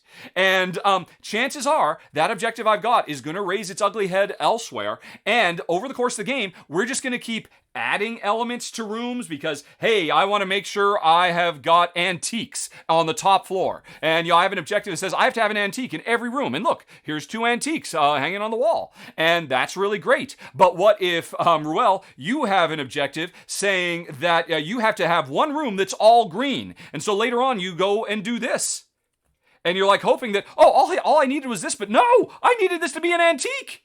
And so then I got to decide, well, crap, okay, you need that, and I tell you that was really bad for me. Do I change it back, or later on do I say, no, that's okay, I'll just put an antique painting in the room instead? And then you say, yeah, that's okay. So over time, we start learning more about each other. And it's interesting, each one of these cards has a little thematic description that kind of gives you certain clues as to what somebody might like. And we're supposed to introduce ourselves and all of that, so that's all very fun. And now, it might still seem impossible through this, passive communication, but after a certain number of rounds have passed, we will have a meeting of the minds, and each player gets to tell the other one of their requirements. And whatever the thing is that you've been doing that's been driving me crazy for the whole game, I can suddenly tell you. But it turns out, I look at my list, I have to tell you both of these things. Which one do I tell you? Because you keep messing up both of them. And meanwhile, you have the same thing, and it is a blast. Like I said, I had other things to do this morning. So did Jen, but she just kept wanting to play a mission after mission after mission with this because it's so fun. If you play 2-player, it comes with this campaign of 20 missions that you play through. And certain things are unlocked over the campaign. I will not show you what these are, but I've gone on ahead and looked. And these are awesome. These additional things that get added over the course of the game. And now if you're playing at higher player counts, there's all of these that can be played as 3 or 4. And the thing is, to make the game work, there have to be fixed puzzles, because it can't be that it's literally impossible for us to achieve the same thing. So the game comes with a fixed number of puzzles, but as I understand it, the developer are already developing tools that will allow randomly generated missions that will give infinite replayability. So those are going to be coming soon, as is the game itself. And it's a blast. The first couple missions were pretty simple and just like, is this a little bit simple? Then we got to the third one and we really started butting heads. And we just kept, there was at one point where Jen systematically, okay, well, how about this one? And I say, nope, and I removed it. Okay, what about this one? And it was like we were actually getting into a fight over how we were going to, and we were kind of role-playing it. Because you can just say, I love it, I hate it, whatever. But no, we always end up saying, oh my God, that pulls the room together. That's perfect. Or, were you raised in a barn? How can you think that's acceptable? And you just end up role playing throughout. And the interesting thing is, I played this at Dice Tower West convention with a couple of guys in a 3-player game. I didn't know them from Adam, but we were doing the exact same thing. Just we couldn't help ourselves, but role playing through it. Oh, there's one more brilliant thing. When you're playing at these higher player counts, when you have those meetings of the minds or house meetings, they're called. Everybody has cards with fewer objectives, but then we all have a bonus objective. And when we get to the meeting of the mind, if I'm playing a 3-player game, I can show my extra objective to one of you, but not both. And so now 2 people around the table understand why this has to be this picture. And the other player is then trying to figure out what is trying to go on. It's really cool, really fun. Very, very frustrating game. I love imperfect hidden communication games, or cooperative games. And this is just one of the coolest I've seen. Decorum. And that's what's on the table. Yeah. I was also very fortunate to play it at Oh, Dice did Tower you? West. I got to play with Ian from Floodgate Games and also Amanda Panda and Shannon from Chip Theory. We dove deep. We went to like one of the expert missions right off the bat, and boy, it was no joke, man. Yeah. It was such a great experience. And you know what, you're right. Like, so I did this one, and then I also got a sneak peek at it during Gen Con for a 2-player version. But both times I noticed, and you're absolutely right, you get in the role-playing game, role-playing. You can't just stop instantly. yourself. Yeah. You know, it's like, you're just doing, it's like, oh, that looks so tacky. Or, oh, that's perfect. You know, it's like, what kind of taste do you have? It's so much fun. And yeah, it's a fantastic game. Decorum, love it. Love it. Well, that is one game, but we are here to talk about a bunch more, folks. You came for a top 10 crowdfunding Kickstarter GameFound games, didn't you? Well, we want to give that to you. But before we do, there's one other fundraising campaign that's going on right now that Ruel and I wanted to talk to you about. And if there is only one thing you back this month, please consider backing the Uganda Village Board Game Convention 2022. This is such a big deal. It has the potential to change the lives of hundreds of children. And if you come to this, there will be a link for this down in the show notes, so definitely go check it out. If you come to this page, watch this video. Watch these kids talking about what a difference board games have made in their lives, as well as the education. This is actually a convention that's being run by a local school, and they're just trying to get all the resources they need to be able to bring hundreds of kids in and house them for days so they can play. Like this kid right here, my jaw hit the floor when he said, oh yeah, my favorite game is Great Western Trail. I really love that one. It's taught me a lot about problem solving. And I'm like, oh my gosh. It is so important to remember that what our hobby can do. And if you have ever been in a situation where you ask, well, what can I do to help spread the hobby? This is it right here. And in fact, I feel so strongly about it, and they've got a ways to go. They've got 26 days left. They're trying to hit their 4,100 pound target. I'm going to do it right now and put my money where my mouth is. 100 pounds. Donate. Let's do it. And don't need to. All right. Oh, I need to sign in. Sure you don't, okay. Hold on a second. Let's cut the scene here just to make. There it is. There we go. There we go. Look, we got. There's a thing called security. We got to be safe here. But that's wonderful, Richard. I admire that you're doing. I will also be backing this, folks. I won't be doing it live, but I will be backing this as well because I do truly believe in the power of games that will change lives. And not only, these kids, not only are they being educated and learning about this great hobby, but remember, folks, these are the future gamers and game designers. Yes, right. Yes. So who knows? Out of these, one of these kids may be the next Alexander Pfister. Who knows? You know, so. Let's give them the opportunity. Richard, I'm going to follow your lead right after we're done recording this. I will also be backing this. Cool. Yeah. So please, folks, follow the links down in the show notes. They actually have some very, very cool rewards. You could just back just to give the money, but they have things where you can get passwords so you can actually play with the kids digitally. Or you can get autographed pictures of the event sent, autographed by the kids. So there's some cool stuff you can get out of this as well. But the main reason to do it is to know that you're literally reaching across the world and helping people and making their lives better through the power of board games, which is what brought us all here today. And so I'm super excited about it. So again, if there's we're about to do a top 10 countdown, but this is the number one, crowdfunding game that's available in the month of April. Definitely. Yes. Okay. So go check it out, folks. Again, there is a link in the show notes below. Feel free to check that out, and we would love to see this get funded. I'll be backing it real soon here. Yeah. I mean, I don't know how many of you are like me. Oh, I only discovered board games late in life. Let's let these kids discover it early in life and just change the trajectory of their lives. Yeah, I mean, Absolutely. we could literally do that. So anyway, but okay, enough about that. I think we've made the folks wait long enough. Ruel, do you have a few other Kickstarter and GameFound games you would like to talk about today? I do, and I've got plenty. And again, as we do these shows, this one we do every month. And Yes. like you, I'm sure we had this huge list of games we want to talk about, but we have narrowed it down to our personal top 10, folks. This is the R&R top 10 games on crowdfunding games coming up that we're looking forward to. But before we get going, why don't we talk about a secret word? Oh and yes, a let's do that. contest Let's do we're that, gonna shall run. we? Yeah, Okay. yeah. So Here's the deal, folks. That game I just talked about, Decorum, which is awesome sauce, I cannot stress enough. One of you lucky viewers is going to get to win a copy mailed to you anywhere in the world, courtesy of sponsor of the show, Floodgate Games. But Ruel, how do they win?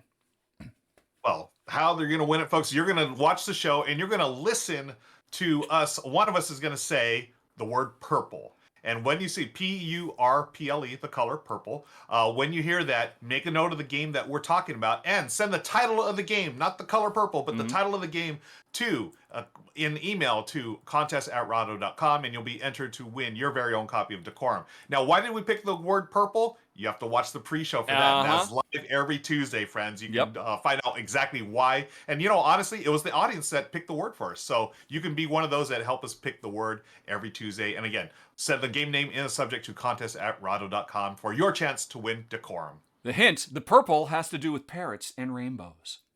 But that's all we'll say. Great. Yeah, that's all we're going to say. Oh, that's wonderful. Yeah.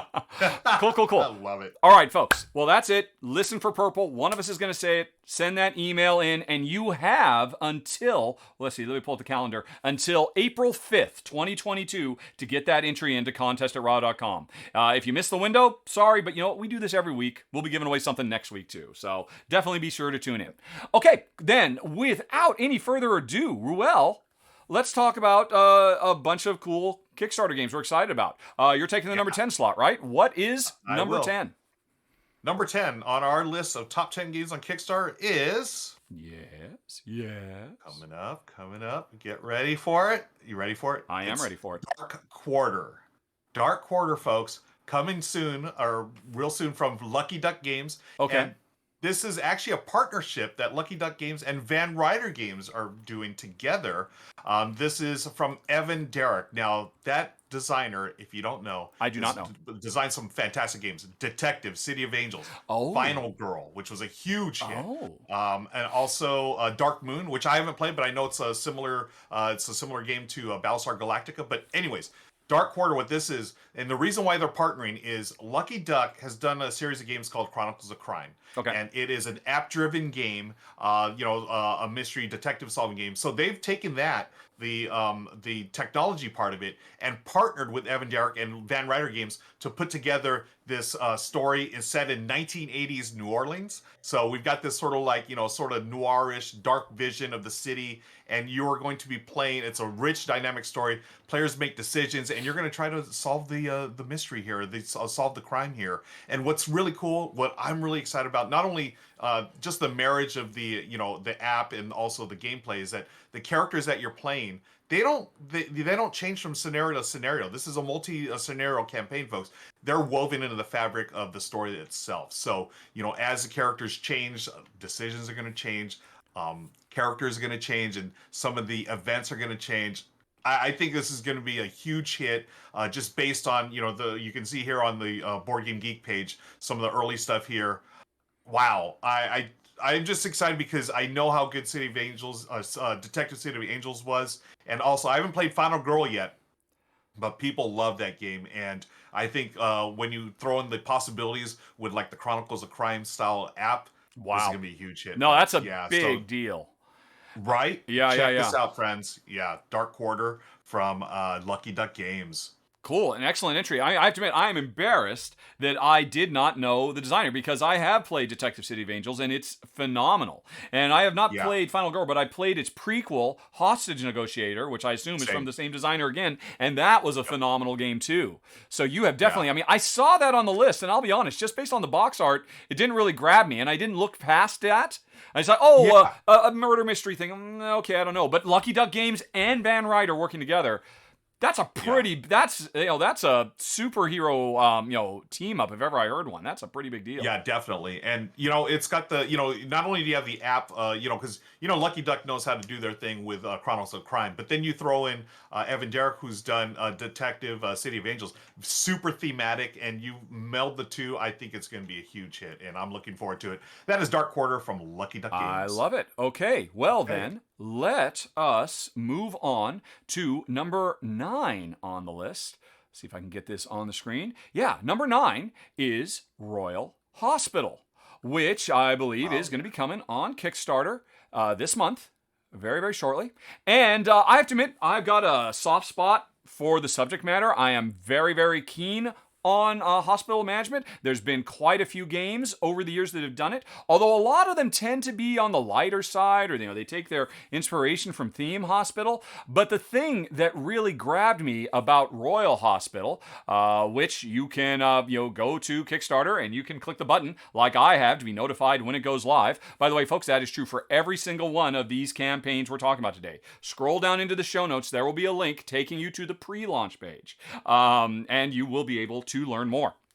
So anyway, Royal Hospital is a game. Let's see, there's not much here on the pre-launch page, but I just want to show a little bit on the Facebook page, which I just loaded up too, of some people playing a prototype. This game is a card-driven one that has a lot more going on. There's a ton of stuff that's being modeled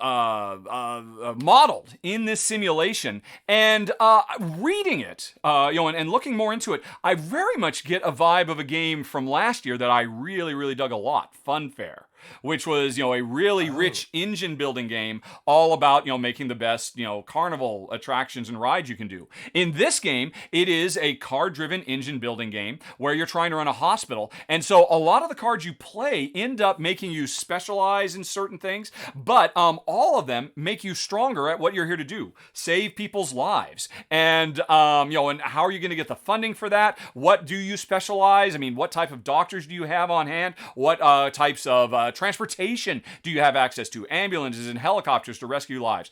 And so there's it seems like, from what I've seen, a fairly robust hand management, engine building element game where, okay, I'm really going to focus on these things. I'm going to be really good at that. And now I want to start doing that. What's the other half of the game? Curing the patients. And the interesting thing about that is they're all a bunch of cards that are all face down.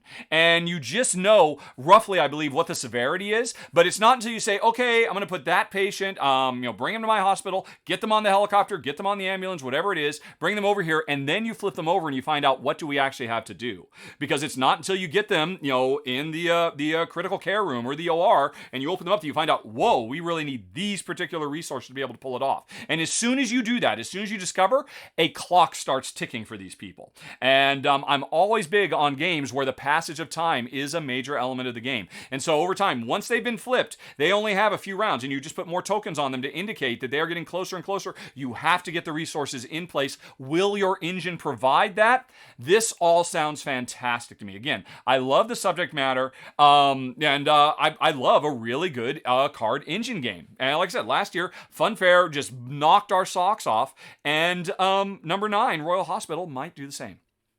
Yeah, this was this just missed the cut for me, but Oh, yeah? I am absolutely 100% interested in this subject matter as well. I've got a lot of family in the medical industry, really? hospitals and whatnot. Yeah, and Michelle, actually, my wife used to work as a respiratory therapist way back in the day. Oh my gosh! Yeah, anytime there's any kind of medical theme game, she's like, we got to check it out. And this is definitely going to be one that we want to look at. So great choice, All right, Royal Hospital. Okay, let's move on to our number 8 on the list, folks. Number 8 is Birds of a Feather, Western North America. This game is from a new company that was just recently announced. The company's name is Snowbright Studio.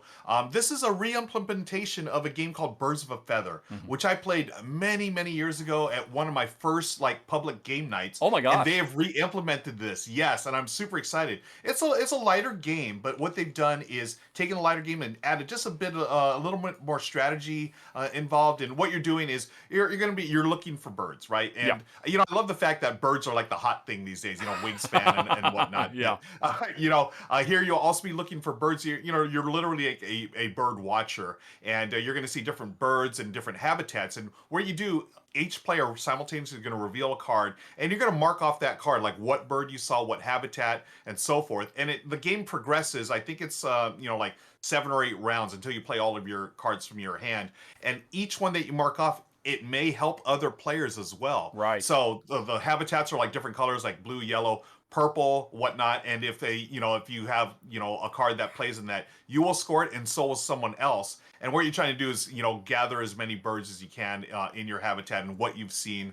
I remember this, again, as a game that started our game nights back in the day. Light and fun, yet just enough there for a serious, more hardcore gamers as well. And what they've done for the update is, improve done new artwork. They've supposedly improved the graphic design. They also include a mini expansion and additional rules for a 2 and 3 player game, because from what I remember, this plays great at like 6 and 7 players. So I'm really looking forward to this, and that is Birds of a Feather, Western North America. Yeah, I'm really interested in this one too. I also very much enjoy a good bird-themed game. And by the way, the pictures are from the earlier version that was from a half a decade ago. As you said, it's all going to get completely revamped, latest cutting-edge art. But I like the idea that once I play a given bird, that means on future turns, other players want to play the card that matches what I played. So I've kind of opened the door for them. And I think that's so really cool, this idea that we're just kind of playing them and putting them in the center, and then, these are things we can all score in the future. But did you ever play it as a 2-player game back in the day? Because I don't know how that works, or if it's going to be better at higher player counts. Yeah, and that's why I'm really curious, because I've played this only at a minimum like 5 players. It would always be like, I remember who was there first at the game night, we would all play this together, and no less than 5. So I'm really curious to see how the 2 and 3 player new rules are implemented. Yeah, me too, definitely. Okay. Cool. All right. Well, that is cool. Let's then move on to number 7 on the list, Kingdom Come Deliverance, which is not on Kickstarter. This one is actually on GameFound. Let me go on ahead and bring that up. And this is a project draft. You can go ahead and continue. And so this is a narrative adventure cooperative game set between the Crusades and the Hussites and the Common Folk to Con the Middle. What I'm interested in is the way that they want to go about doing storytelling in this game. There's actually not that much information here, as I recall. But actually, interestingly, they just say, if you go to the GameFound page, first of all, you can mark that, hey, I'm interested, I want to follow this. But then you can follow the link to Boardgame Geek. And I will now open that, because the description here gets a little bit more interesting. And they do show some of the components. It's, the world expands. It's off of a bunch of cards that get played as we move around. And we have, typical, I don't think there's any fantasy in here. I think this is more kind of like a hard history type world that we're in. I'm not 100% certain about that. But what really got my attention, this is going to be the second time today, folks, that Ruel and I are talking about how excited we are about apps in our board games. Because this game has a very, very strong app integration for the telling of stories. And they really do talk about that a lot in this description, about how the world remembers what you do and will actually change, and you will develop relationships with these people. Stuff that can be done with traditional stacks of cards and chits and whatnot, but they become very, very difficult and burdensome to keep track of all that stuff. And in this game, the app does that for you. And we've seen this in other games, Mansions of Madness and whatnot, but it seems like the implementation, the integration between the game and the app is even stronger here. And actually, what really caught my attention and fired my imagination more than anything else, really, was the adaptive sound design. Your actions not only alter the story, but the soundscape itself. I don't know about you, Ruel, but we have a really nice Bluetooth speaker in our game, or on our game table, and we just fire up Melodice and play music, that's kind of thematically tied to the games. Yep. I love the idea of a game that has a soundtrack that, as we change things, as things get more dark or grim, or we have a big success, that the music will actually change dynamically to respond to the experiences we are having in the game. It sounds like a dumb little thing, but music is so incredibly important and creative, evocative, and emotionally powerful moments. And I don't think anybody's hardly done anything with it. And so, but it seems like this is kind of a cornerstone of this app-driven medieval era narrative adventure. So I am excited and interested in all of that stuff. And oh my gosh, why is none of this on screen? Has none of this been on screen the whole time? No. So what's going What on the here? heck? Oh, Yeah, am I in the? I don't know. Oh, hold on a second. Yep. Okay. And, I said open in this window. Okay, I'm going to stop for a second. I opened in a new window, and I didn't know. And I was showing you all these pictures all this time of the game. I just... I thought because the page wasn't live, there were no links. So I was like, oh, Yep. okay. But you know what? I want to comment on that. I love that fact that you have almost like a living, breathing soundtrack to the game as it's played. That is so exciting to me. I love that. Like, you're going to be playing, you have your little soundtrack, and then as things get more intense, the music ramps up. I mean, it's like, it's very cinematic, right? I think that is awesome. Wow, that's so cool. Yep. I had no idea this was like that. Yeah, that's what really drew me in. And I will definitely be wanting to learn more as this thing goes live. So I've definitely got it marked because, again, I mean, I know some people out there just want nothing to do with it. And you know what? That's fine. This is not a game for you. Not all games are for everybody. But for folks like me and Ruel, and we're excited about how the industry can evolve and change and how games can be more than just things that sit on. I mean, I want a game that's an active participant, that knows what I'm doing and makes decisions about that and actually changes itself. And an app will do that for you. Sure, I could go play a role-playing game and get a human dungeon master. That's great too, but that's not really something Jen and I can pull off very well together. So that's why games like Kingdom Come, the board game, are Deliverance, are so interesting to me. And apologies for not putting the images on screen. I totally had them on the wrong screen. Sorry. But anyway, no let's move on. Yeah. I won't goof that up again. What's our number 6, Ruel? Well, before we get to number 6, I got to comment real quick. I'm glad that you mentioned Melodice because I don't think enough people know about my gosh, Melodice. you're It's right. a wonderful site, right? And maybe I'm going to add to your list of things to do for work. But if you could add the link to the show notes, I think people would appreciate that. Melodice, folks, if you don't know, here, Richard's showing it right here on screen. Check it out. I will let you run through it. Just a quick example. Hey, we're going to play some Agricola today. How about I type in Agricola on melodice.org? Oh, here's all the different games of Agricola and other games that are kind of close. Just Agricola, please. Thanks. And this is a playlist that was actually made by fans of the game. Most of the stuff you'll find in here is taken from video games, but sometimes it's from movie soundtracks or just, classical music, depending on what it is. And, so a lot of this is from, Civilization-style video games. Here's something from Deadwood and various sundry things. Anyway, you just start playing. And then it just becomes background music. If there's certain tracks you don't like, you can mark, that one didn't really fit, so you won't hear it next time you come here and stuff like that. It's great. I've been using Melodice for years. There's so much, and don't feel bad if you come up with a game, you're like, there's nothing for this particular game. Well, that's okay. Just pick another science fiction game or another Egyptian era game. Okay, if the game you're playing isn't there, just find Raw. Here's a whole bunch of Egyptian music. Egyptian theme music that you can play in the background of Tigris and Euphrates. Although I bet you Tigris and Euphrates is well known enough. It has its own list too. Yeah. I love Melodice. Melodice is not a sponsor of the show, but it is a great system. Melodice is why I went out and bought a nice high quality Bluetooth speaker, because I just have that paired with my phone, and when we sit down to play, I fire up Melodice and we just start playing music, and it just brings the game to life. Yes, I agree. Thank you for sharing that. Yeah, I love that site, and I think more people should be aware of it. So, sometimes I'll it's easy when you play like a Marvel themed game. I'll just go to YouTube and throw on they have 10 hours of the Avengers theme music and stuff like that. Yeah, but Melodice, very specific, very very cool site. Check that out, folks. But hey, let's get back to our list. Yes, we're going to move on to our number 6, which is coming right up here. Yes. Come on now. It is Anastyr. And I'm thinking it's Anastyr, not Anastyr. Anastyr. This is a game by, let me make sure you got the link there.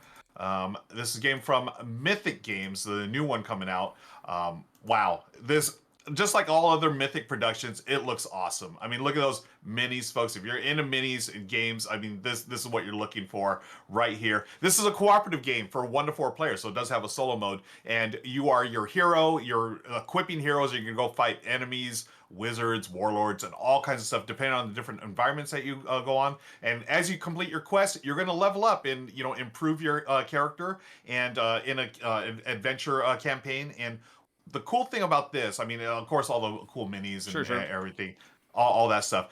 They said that they tweaked their combat system a little bit to emulate brawler video games. Yeah, what And does I that thought, mean? oh, I saw interesting. that. Did you Yeah, figure out what isn't they that mean by interesting? So you've got your cards, but you've also have special dice that you're gonna use to basically, and I've used this word before, come up with combo-tastic turns that? where you're unleashing the combos on your foes, and hopefully can synergize and can defeat the baddies there. And I just think that's cool. I'm looking forward to trying that specific combat, because there's so many different ways you can do combats in board games, right? And I would like to see how this one works.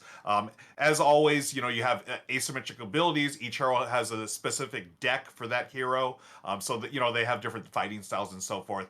And as you do the campaign mode, that deck will improve and your character will evolve over games and stuff. Right. So it seems to be, it appears to be, it's going to be one of those quick playing games. But because of the campaign, it will take a while to get through it. So I'm excited about this. Mythic Games, they produce some hits, and that's why I'm looking forward to Anastyr, and that's our number 6. Okay, Anastyr. cool.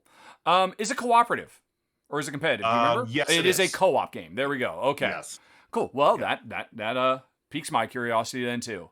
Yeah. Figured it would. So there it is, Anastyr, folks. Yeah, Jen and I were very impressed last year by Mythic's Solomon Kane, which was a really far out co-op, unlike anything else. So yeah, I mean, if this is a follow-up, definitely interesting. Cool. Yep. Alrighty then, moving right along to number 5, we have got Thorgal, the board game. And I'm not sure if that means it's if there's a book or there's a video game that's tied to Thorgal. The fact that they call out that it's a board game, I have to admit I didn't really look at that very closely. What really got my attention about this, and this is on GameFound by the way right now, well, there's a few things. One is Portal Games. In Portal Games, they have some of the best produced games consistently out there. And I'm really, really intrigued too, because, let's see, where was it? Oh, yeah. So, this is a big Book of Maps style game, roving adventures all around the world and all of that. I imagine it's probably going to do a lot of the kind of stuff we expect. Let's see, I think that 10 standalone scenarios, each one taking, an hour and a half to 2 hours to play. They are not a campaign, so it's just a bunch of independent stories. It's got a Book of Maps, lots of travel, lots of adventure. All of that is very, very nice. None of that is why I put this on the list. I put this on the list because, while it has a strong narrative element, it also features a fan-favorite selection mechanism similar to Puerto Rico or Race for the Galaxy, where every turn, one player chooses an action and everybody else follows that action. Mm-hmm. Yes, please. One of the greatest Euro-style gameplay mechanisms of all time that pretty much only exists in the realm of Euro-style games. There's lots of games that have done it over the year.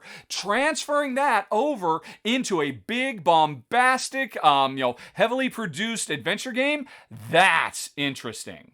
That is chocolate and peanut butter. That is fusion gameplay, which is why I'm really, really stoked. And again, Portal Games, their big thing is storytelling in games. I mean, their founder, not sure, he wrote a book called Storytelling in Games, or I forget the exact title. So, I have the utmost confidence this is going to be an engrossing narrative, but a narrative not driven by the traditional, let's just move 3 steps and roll some dice and hit some bad guys, but using, the following mechanism from some of my favorite games of all time. That really gets me interested in a big way in Thorgal, the board game. Yeah, I remember seeing this and I passed over it. I didn't even realize it was a Portal game, but then I had no idea it had that Puerto Rico / Race for the Galaxy mechanism. That gets me excited, so I need to check this one out as well. Yeah, that's great. Okay, good call. We're going to move on to our number 4 now, friends. Let's do it. It is, come on now, 4. Let's see, is it showing up? You can do it, number 4. Open a second. Come on, 4. Fujiyama. Okay. This is a lesser known game. I don't know if you saw this one. You know what? I did see this. I did see good. this, and I actually spent some time looking at it, and I just couldn't quite get my head around it. So Yeah, please so inform me because yeah, I mean it looks lovely. It looks it so does. warm and charming and inviting. It says Yeah. it's heartwarming yet strategic. So, Yes. let me put it on the screen. How about? Yeah, there Yeah, we go. that's the one. That's the one that got me right there. Heartwarming yet strategic. And I actually went to the web page, and it is a Japanese-based company. And there's just this thing with the Japanese board game designers. I mean, they're doing some wonderful work out there. They have the Tokyo Game Market, twice a year. Oink Games is based there. Very cool games, very streamlined. And in this case, Fujiyama. This is actually not one but two games. You're going to be backing Fujiyama and also Ajisai, I believe, but we're going to talk about Fujiyama first. This is about the creation of Mount Fuji, and it's a tile laying game. And again, it is beautiful. But here's the thing, Richard, that I'm really excited about. This is a tile placement game where instead of taking tiles from a common deck or whatever, Right. you're going to take tiles from your opponents on either side of you. Okay. And that's what's going to determine how your view of Mount Fuji is created. It almost reminds me if you ever played Lanterns, the tile game back in the day from Oh my gosh, Christopher yes. Chung. Uh-huh. It sort of reminds me a little bit about that, where your opponents can sort of determine what you get. But this is more strict tile placement. And what this is cool is what makes this really neat is that if they take your tiles, you don't just get hosed, or you don't just take your tiles or whatever. You're going to get compensated with an animal piece, so that'll help your score and stuff. So again, it looks beautiful. I'm really interested to check out that mechanism. And then the second game that they're also kickstarting at the same time is Ajisai. Ajisai. Okay. Yeah. It's going along with that. If you could scroll down to the bottom there, right there it says Nanaro Hydra. Yeah, it's about hydrangeas. Hydrangeas. Okay. It's this one. All right. Yes. But here it is. You see the beautiful hydrangeas? It's an Othello-style battle game. I have not played Othello, but I know it's a classic abstract. They've taken that and replaced it with this whole beautiful hydrangea, flowers and stuff. And I don't know Othello, but what I do know is that you're going to be flipping these tiles and changing colors depending on where you move, and you can trap your opponents and stuff. So it is an abstract game, but again, it looks beautiful. I'm going to definitely check both of these games out, and that's Fujiyama. I have to admit, I'm very embarrassed. I saw this entry, and the whole charming yet strategic. I'm like, oh, I want to put this on the list, and I actually spent first of all, I'm an idiot. I didn't recognize that it's two separate games. I feel very silly about that. But I looked at the other one, the Fujiyama, and the idea that I believe it's that, okay, we were tiles, and I end up giving you a tile, and I want to give you a bad tile that's not going to be good for you. But then if you end up using it anyway, then you get an extra, or I get a reward. Oh, that's what it was. Yeah. So I kind of want to give you a good one that you want to use, because then I'll get a reward. But by the same token, I don't want you to use a good one, so I want to give you a bad one that you won't use. I thought that sounded really cool, and I'd be very interested to know how that works for two, because the whole thing is, as you said, I'm doing this with the player to my left and my right. Right. Yeah. That's what I'm wondering too, how the two-player version. Yeah. Works. Yeah. But yeah, it looks wonderful. I love it. Wow, I am even more embarrassed. I didn't even see there was a whole second game that looks just absolutely lovely. Well, good call. I am very glad you caught that one, because I think that's worth definitely checking out. As is, folks, our number 3 from Northwood, which I have to admit I had not heard of at all until last night around 1 a.m. when I am dutifully going through the 700 games that are on pre-launch status on Boardgame Geek. And here's the thing, Ruel, I was really shocked. This month, more than any other time, there was just a cavalcade of amazing stuff on GameFound. GameFound, watch out, Kickstarter. GameFound is coming for you. This week, I had more GameFound projects that I was interested in than Kickstarter ones, quite frankly. And one of them is definitely for Northwood, which is a solo trick-taking game. And I have to admit, I'm really not that into trick-taking, as a general rule. And honestly, I'm not that much into solo. But the video that they've got on here, which is, one of the great things about GameFound, is they can do so much more with their track pages. They can put videos. They actually have, forums where people can talk. Although apparently, not many people know about For Northwood yet. But they should, because, let me see, they just had Taylor here. I'm not familiar with him. Apparently, Taylor was in the middle of doing a month-long stream, or videos about solo trick takers. And I don't want to spoil his video, but he declared this one was the best one he played over the month because it added so much more. And Taylor did such an amazing job of getting me excited about this as he was demonstrating it with the digital implementation, but this is obviously going on GameFound to get a physical copy. So here's the deal. It is a trick-taking game doing all the standard trick-taking stuff of, oh, there's the lead and you have to follow. If you can't follow, then you can, use alternate suits and there's trump suits and all that.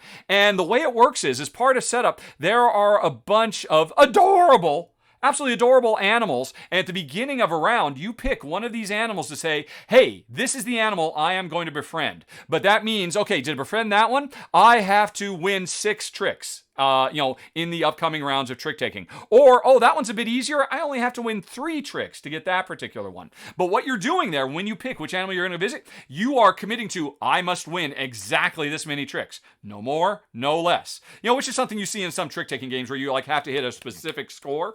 And so you have to do that. And then you just start playing solo trick taking against a deck. The deck is always the lead. They always draw the first card. And so then you have to follow, or you can break and just follow all the regular trick taking stuff.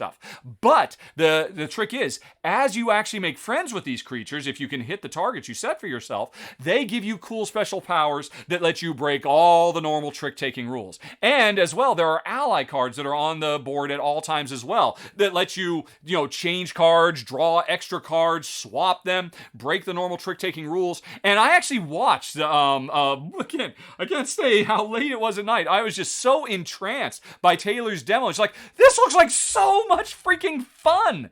I definitely want to try it. And now, I'm just going to throw this out there for the developers of for Northwood, which, hey, congratulations. It looks like you have made an absolutely phenomenal thing that I didn't even know existed. Solo trick taking. And apparently you've done it better than anybody else.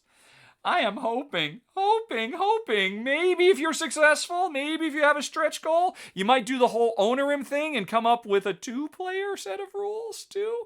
Because, as I was watching this, I could totally see how, with a few tweaks, I could play this 2-player with Jen, and both of us are working cooperatively. We've had a few cooperative trick-taking games over the last few years. Some of them are amazing. Some of them are like, it's not quite there. I think this could be one of the best. It already looks, well, according to Taylor, who studied all of them, it is the best solo trick taker. And again, go check out the GameFound page. The links are for all these down in the show notes. Watch a few minutes of Taylor walking through this digital implementation.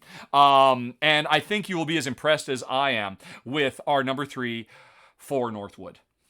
Wow, I need to watch that video.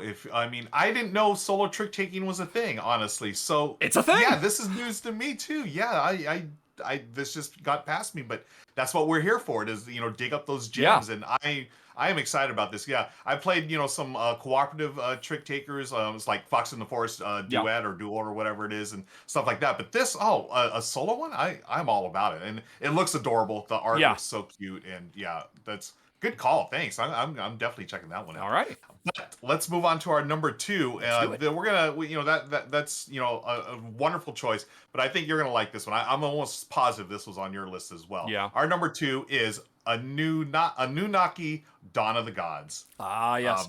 Folks, if you want to know if this was on my list, another reason to watch the extended episode is, after we're done doing the show that you're watching right now, we're going to go back to the live audience, and we're going to tell them all the other games that didn't quite make the list. And I'll tell you whether Anunnaki made my list or not. But Ruel, why don't you tell the nice people about it? Yeah, it's a 4X game by Simone Luciani. And if you don't know that name, folks, Luciani, Sulkin, Barrage, Voyager Marco Polo, you can go on and on. Just an amazing designer, and this is the latest, and we'll see if it's the greatest game. It's interesting. It's set in the past, but it's like a dystopian past, so you've got mythology and sci-fi clashing, and I like my 4X games, so you're going to be building bases, recruiting troops, and exploring, developing your tech. Partnering sometimes with trade contracts, but of course you're eventually going to start fighting using your armies and stuff. And this is what really caught my eye. Of course, the designer's pedigree, of course, caught my eye. But they claim to have this really interesting and innovative action selection system, so you can actually they don't claim they do. This action selection right? system is amazing. Yeah, right. And so I don't know how close you looked at it, but I thought it was interesting. Like, you can go down like a predetermined path, right? Actions path. and then you can like they call it reincarnating the gods or whatever to perform those actions, or you can use pre-established paths, or you can give up some of those deities and jump freely from action to action. Which, wow, do you know, I've not heard of anything like that. I think that's really interesting that you can have one path that you can do, or you can just jump from exactly, give up something and jump to jump. Yeah, it's all to do with this star. This is every player's board that they've got in front of them. And basically, there are all these different action tiles you can do that let you do different things. And of course, they're tiles, so they can be moved around, they can be changed and all of that. But the thing is, once you do the action over on the far right side of the of your star, you do that action, the next thing you should do is the next one in order. Because if you do these, as you said, on the prescribed path, then you will get to fill these spaces in between and get bonuses. So your ideal thing is, right, okay, what is the path I'm going to follow along this star? And okay, if I do it's like I'm forcing myself into a programming language. I do X and then Y and then Z, and I'll pick up all these bonuses. But at any given time you want, this is an area control game, and you know what? What you thought you were going to conquer, maybe you can't conquer anymore, and to heck with that. I'm not going to do this action. I'm going to jump all the way over here and start making a different path. This is one of the coolest action selection systems I've seen in a long time. Yeah. That's really exciting. And, you know, again, it's going to change based on, you know, what your opponents are doing. And, you know, hey, maybe I can't take that path now. I've got to jump over here in order to fend off so-and-so coming out. Oh, my gosh. Yeah. I cannot wait to see this. And that's why it's our number 2. I want to say, am I saying it correctly? It's such an interesting name, right? Anunnaki, I think. Anunnaki. That's my guess. Dawn of the Gods. Yeah. Like you said, from one of my top 10 designers of all time, Simone Luciani. Yes, obviously it didn't make my top 5, which is what this list is. My 5 favorites, your 5 favorites fused together. But I have more thoughts about it. Definitely. All right. And I definitely think it earns this spot so high on our list at number 2. But nope, there is another one that I don't think you will be able to argue against, Ruel. It is very important now that we talk about the number 1 game on our list today, Sleeping Gods, Distant Skies. Yeah. Did you know that was coming? I mean, of course you did. But did anybody not see that coming if you're actually paying attention? This is another one that's on GameFound, by the way, I should point out. And just in case the name Sleeping Gods doesn't mean anything to you, this is the next game from designer artist extraordinaire Ryan Laukat. And Sleeping Gods was a big, expansive, narrative, story-driven game that has hundreds of hours of gameplay, and probably more so than any other board game in history, really captures that open world feel, go wherever you want, do whatever you want, that we see so often in video games like Red Dead Redemption or something like that. And Sleeping Gods truly brought that into board gamedom and did it brilliantly. I mean, I think it's gotten near universal praise. Absolutely amazing. And so now here's a sequel. And this is not the same game, or this is not an expansion. This is a whole new game, because in the original Sleeping Gods, we were in this fantastical Land of the Lost style world, and we were basically getting around from place to place on a 20s era steamer ship. Now we are flying around. We are traveling the distant skies of the land of the Sleeping Gods. So I expect traveling around the world will be different, because, hey, no surprise, it is different to fly than to sail. But I expect the same incredible presentation, the same epic, wonderful, warm, and human, just beautifully told stories and whatnot, and really, really smart gameplay. Sleeping Gods was a co-op. This is another co-op where players share control over a ragtag group of people who are just trying to find a way to get home, much like Marshall, Will, and Holly on a routine expedition when the greatest earthquake ever known. I will stop right there. So the subject matter is great, wonderful, warm, evocative. Everybody loves Sleeping Gods, and I can only assume this is Ryan, or the artist-designer, taking all the lessons he learned from his magnum opus and doing even more with it, which is why it's our number 1, Sleeping Gods, Distant Skies. Very, very, very nice choice. Cannot argue that one bit. Ryan Laukat, as you said, a board game designer, artist, extraordinaire. Amazing. Can't wait to check it out.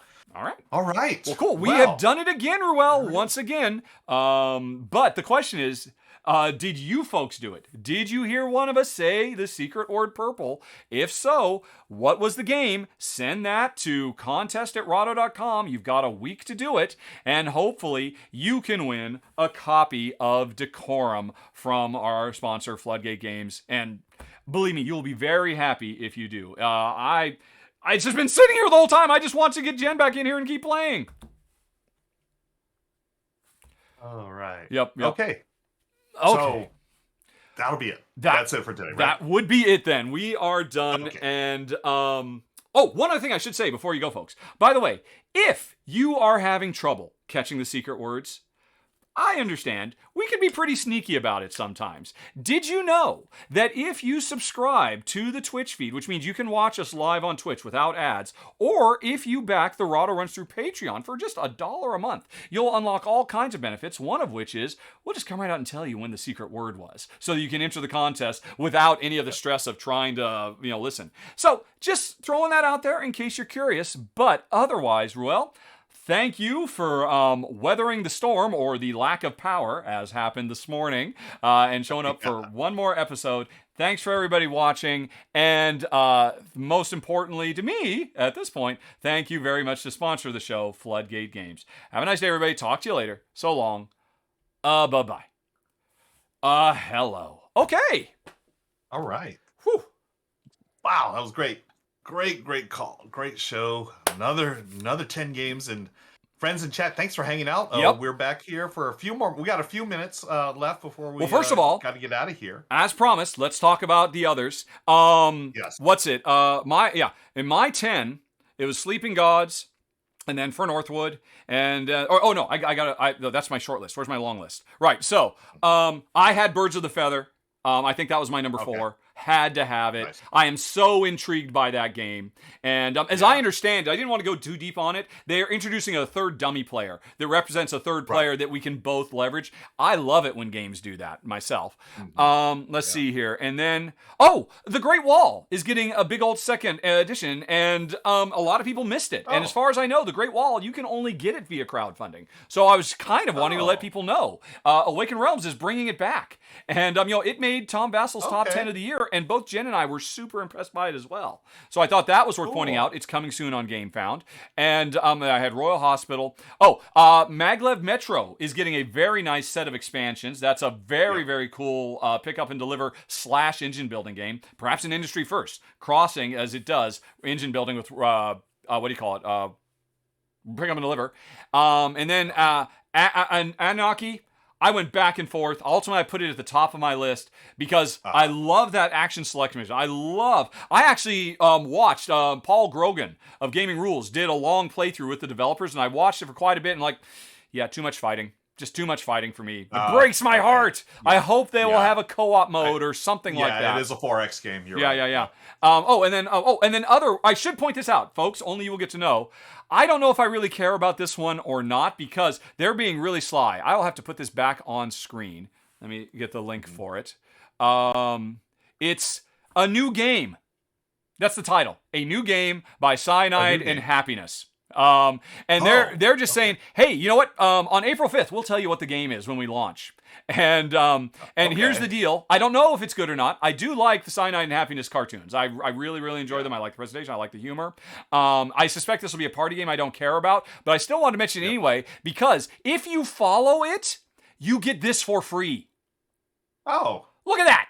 You get the maid Cyanide Happiness, the little, generic talky dude in the cartoon. These are cool little minis, and you get this one for free just by following. So follow. Even if you don't want to back, you don't want to miss out, because if you don't follow before it launches on April 5th, you can't get the free little mini, just in case it turns out. Look at those minis. They look really cool. I have no idea what the game is. They're not going to tell anybody, because it is literally just a new game. So I just didn't know. That was just too weird to actually put on the main list, but it definitely caught my attention just because I want that mini. It looks so cool.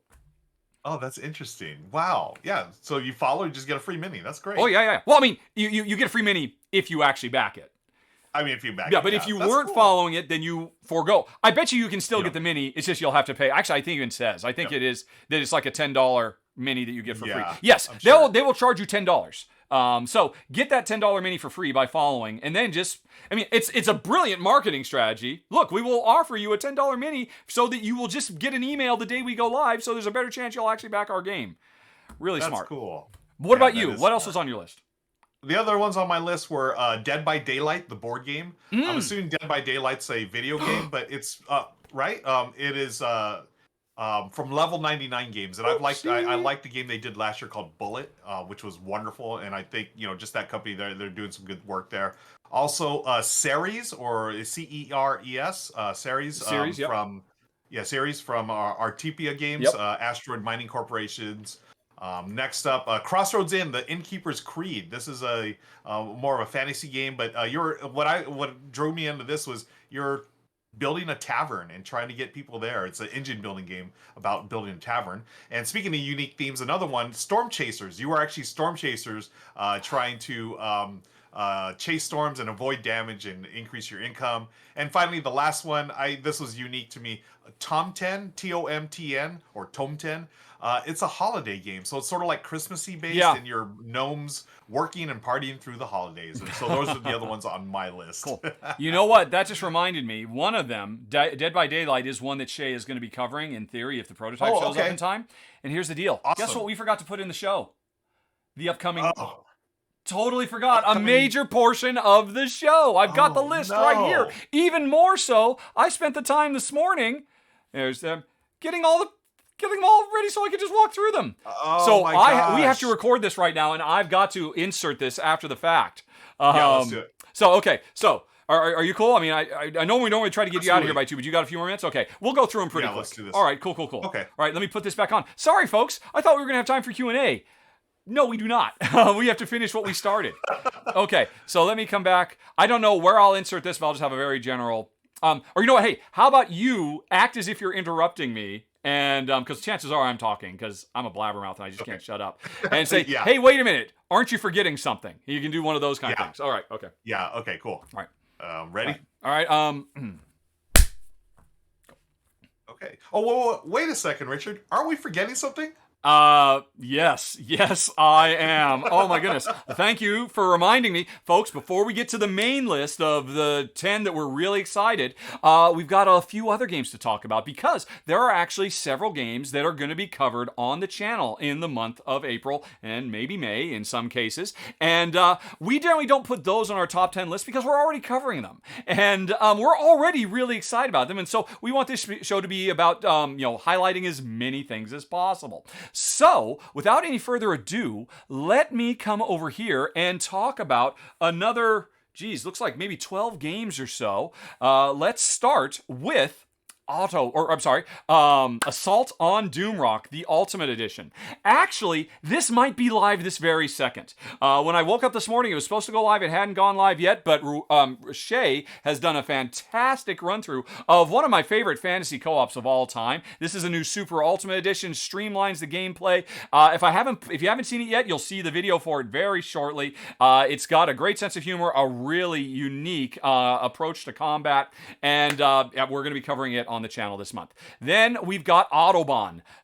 This is one I covered. Oh my goodness, this is fantastic. You'll be able to see my run through for it coming soon. This is a very crunchy Euro game all about Germany recovering from the Second World War all the way up to the modern day, rebuilding their industry thanks to the extension of the Autobahn. And here's the thing that really makes this stand out, Ruel. It's a pick up and deliver game that Jen and I actually like, which is a rarity. Nice. And when you see how they did it, you're like, wow, why don't all pick up and deliver games do it this way?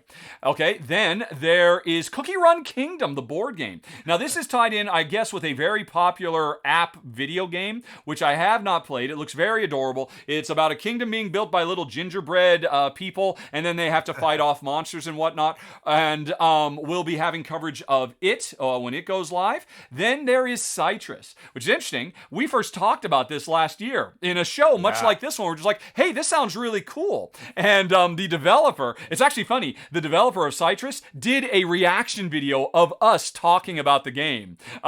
Saying where we got it right and where we got it wrong. It was awesome. I was just watching it this morning. But anyway, it turns out, it seems really cool. And we are going to be covering it when it launches. This is a game that is best described as Matt Damon's Elysium, the board game. It's a worker placement / action selection game with a table presence that supplants Everdell. And actually, in terms of looks and functionality, watch for that run through coming soon. Then there is Damask. This is interesting. This is a more abstract game about spinning silk. And you know Rodney Smith of Watch It Played? He always says, I never give opinions about anything. I just saw a video of him talking the other day saying, this is one of the best games I played recently. When he saw it at AirCon in the UK. He was very excited. And so if Rodney is going to break his own self-imposed gag rule and say, this is a game I very much enjoyed, well, it's probably something it's worth paying attention to. And we'll be covering it when it goes live. Then there is Dead by Daylight. I'm not sure if we're going to get this one in time. We're still trying to figure out, when the launch date is and if we'll get the prototype. If so, this will be a vampire hunting game with a really great presentation that Shay will be covering. And then there is Dun Hong, Pearl of the Silk Road. And, I brought Shay on the channel mostly to cover, adventure-y, Ameritrashy style games. This is one he was so excited about, and he did a great job. You'll see his video run through for it soon. This is a worker placement, goods conversion style game. The interesting thing about it being set on the Silk Road is every time you play, you combine a different combination of modules that adds a different set of unique game-changing rules. So the game keeps reinventing itself every time you play. Very, very neat sounding. And then there is Nightmare Cathedral, which I believe has already launched. But in theory, a prototype is on its way to us now, so we hope to have a video up before the campaign for it is over. What's interesting about this is, you wouldn't know it, this is from Board and Dice, and it has all the interesting crunchy gameplay, Euro gameplay of a Board and Dice game, but it's a gothic horror setting, which is unlike anything they've ever done before, so that is very, very interesting. Paradox Initiative is a remake 2.0 reboot of a very cool Bejeweled style Euro-y puzzle game I covered over half a decade ago. I just finished filming this the other day. Very impressive. It improves in every possible way. And probably the most important or the most amazing thing to me about this game is the lineup of artists on this game is absolutely phenomenal. I believe the baseball term is a murderer's row of incredible artists. Think of all the biggest names in the industry. There's a good chance they worked on Paradox Initiative. I'm not going to name names because they're going to be rolling that out as it gets closer to the campaign, but oh my gosh, wait till you see just how beautiful this game is. And then Sea of Legends, Vengeance of the Empires, I believe. And we actually covered this last year, and so this is a new expansion of a very, very cool and very popular narrative-driven adventure on the high sea pirate game. And Stellar Expedition, when I watched Shay do his preview for it, and in his final thoughts, he said, you are never going to get closer to Star Trek, the board game, than this game. Because it is all, for the most part, about peaceful exploration of the galaxy. Yes, combat happens sometimes, but this will give you all of the Enterprise vibes, or by which I mean Star Trek Next Generation vibes. So it seems very, very cool. Through Ice and Snow, there's a lot coming, Ruel. Oh my goodness. There's so much good stuff here. This is a big, another interesting Euro game, all about charting a passage through charting the Northwest Passage. And the interesting thing about this one, we've talked about this one on a previous, upcoming Kickstarters as well, is that players, even though we're competitive, we're all competing for glory, we're all part of the same expedition. And so what one player chooses to do affects everybody as we try to explore, as we try to build infrastructure, as we try to make connections. And it's very, very sharp. My run through of that will be coming soon. And then the last one, I don't have a picture for. It's called Unseen Domains. We may not get this one in time. This one might be in a future month. But I put up a box cover for Asonia because this is from the same same publisher as Asonia. It's set in the same dark, alternate, Middle Ages Europe as Asonia, where magic has shown up. And actually, every game that publisher Unseen Domain, or the publisher has put out, is set in this contiguous Unseen Domains. And this is, I believe, the 4th game set in their universe, and it's the biggest, boldest, splashy adventure game. Asonia is one of the best deck builders I've seen in years. So if they did such an amazing job in their Unseen Domains universe with a deck builder, I'd be very interested to see when Shay covers it, when they do a big, expansive, exploration, adventure style board game. Phew! That's a lot. Thank you for reminding me. That is a lot. Okay. Yeah, no problem. All right. So let's get back to it then.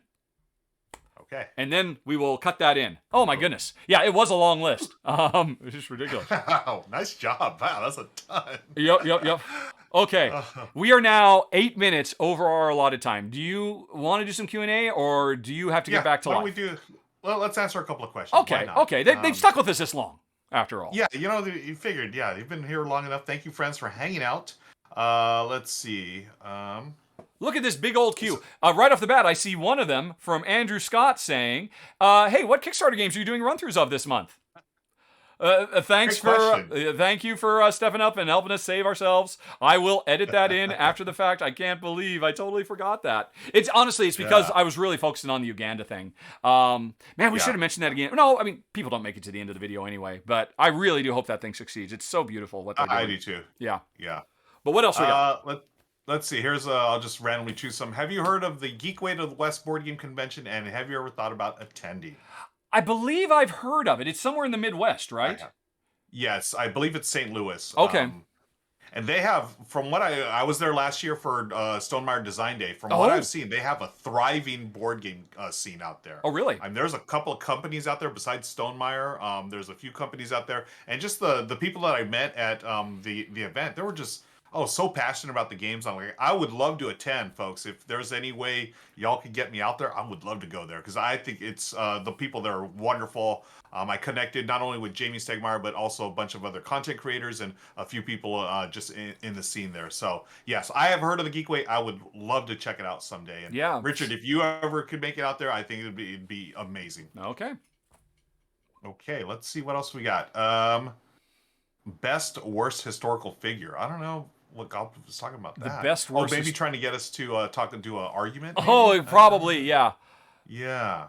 Okay. This I'm wondering about. Rahdo, what was your favorite theater experience play, and what was your role in it? Were you an actor before? Well, that sounds like maybe a good topic for some future trivia. Yeah. Okay. Save that. We're gonna save that one. Thank you, Forest of Glass. Next time it comes up, Rahdo on the list. If you remember, I will talk about my mini thespian adventures. Nice. I did not know. Okay. Hey, Foxy. Oh, hi, Jackie. Are we ever going to see a stream with Jen and Michelle instead of you guys? I wish. The J&M show, right? Yeah. Or the MJ show, which actually has a nice Spider-Man crossover as well. Actually, right. I like that. Yeah. Yeah, that's funny. I don't know. It seems like Michelle is a bit more comfortable on camera than Jen is. Yeah, and Michelle's, I don't think she'd, it would be one of those things. It would have to be all four of us, I think, if she would ever agree to that. But that's interesting. That's funny. Thanks, We came close. Jen did appear when the three of us did the R&R show for Stella Dixit. Yeah. Stella Dixit, yeah. Yep. Who knows? Maybe we can talk to them in it. Would be fun. Yeah, definitely. Someone was asking, if you were going to start your collection over and want a good variety, which games would you get first? Oh my gosh. I could probably sit here for hours trying to figure that out. If you're a backer of the show on Patreon, for $2 a month, folks, you get all kinds of benefits. One of them is the monthly Rahdo Ramble. One of a few years ago, I did a Rahdo Ramble was, hey, if I don't own any games and I have $200, what games do I buy? And actually, I did like 3 different collections. I could have this collection, or this collection. That was a lot of work. And I'm actually kind of proud of it. It's one of my best rambles, I think. So if you've ever got $2 to put together and you don't want to look for those secret words anymore, just throw them my way, and you'll be able to watch, literally at this point, I think I've got like 40 rambles or so of stuff like that. Nice. Okay. There it is, folks. Check that out. Watch me turn a legitimate question into a sales pitch. Whee! I love it. Let's here's a question. I guess if someone wants some of those cute glass thingies, I saw that you put some for auction on the Jack Vassell Foundation. That is true. Actually, if you want to check that out, I did make a URL for it, but we just didn't publish it as widely because we were so focused on our own stuff. Let's see. The URL, let me see if I can do this. Let me see if it actually still works. That's not the browser. Here's the browser. If you go to JV, which is short for jackvassell.rahdo.com, it will... Oh, I am looking at the wrong browser again. There we go. jv.rahdo.com. I think I did that again, didn't I? Oh, it doesn't matter. Right, here we are. Yeah, number 13. I'm on the first page. And what are we up to now? It's, get 4. Not necessarily these 4, but get 4. Jen will make a special set. And get 4 sets of the Rahdo cards. And get me to basically do a run-through of any game you want. Last I knew, the bid was up to 300. Oh, wow. Yeah. So, cool. And I forget, I think this runs for like another week or so. So that is another way to get the Ukrainian bits because Jen just had to stop taking new orders. Yeah, you have until April 2nd to bid on that. Cool. Okay, nice. Let's continue here. We've got, where's that go? Okay. Rahdo, I remember that the Gloomhaven Steam version is developed by old colleagues of you. Is that true? They seem very experienced. Early access was incredibly stable and polished. That is very true. Gloomhaven's app was made by Flaming Fowl, which was after Lionhead imploded, or basically Microsoft shut them down. After, oh my God, there's such an amazing. Somebody should write a book about the final days of Lionhead. But anyway, some of the guys I knew, including my lead scripter, Mike West, got together, started Flaming Fowl, and they were working on, they got the rights to Fable to make an online card battler, a Battlestone style thing set in the Fable universe. And that was actually pretty nice. And they were able to leverage that into doing the full digital app for Gloomhaven. And it's amazing. Everybody agrees. A lot of people say, well, I will never play Gloomhaven again. I will only play this app version of it.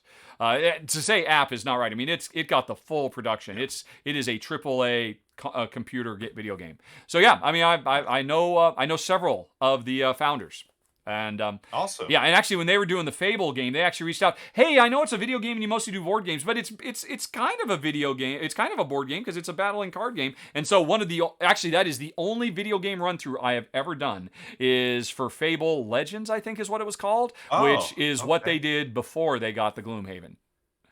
Nice. All right. Here's interesting from Fem Sensei. They say, "Have you thought about mind management as a live play? The world against Rahdo." Wow. What? That is an interesting one. Right?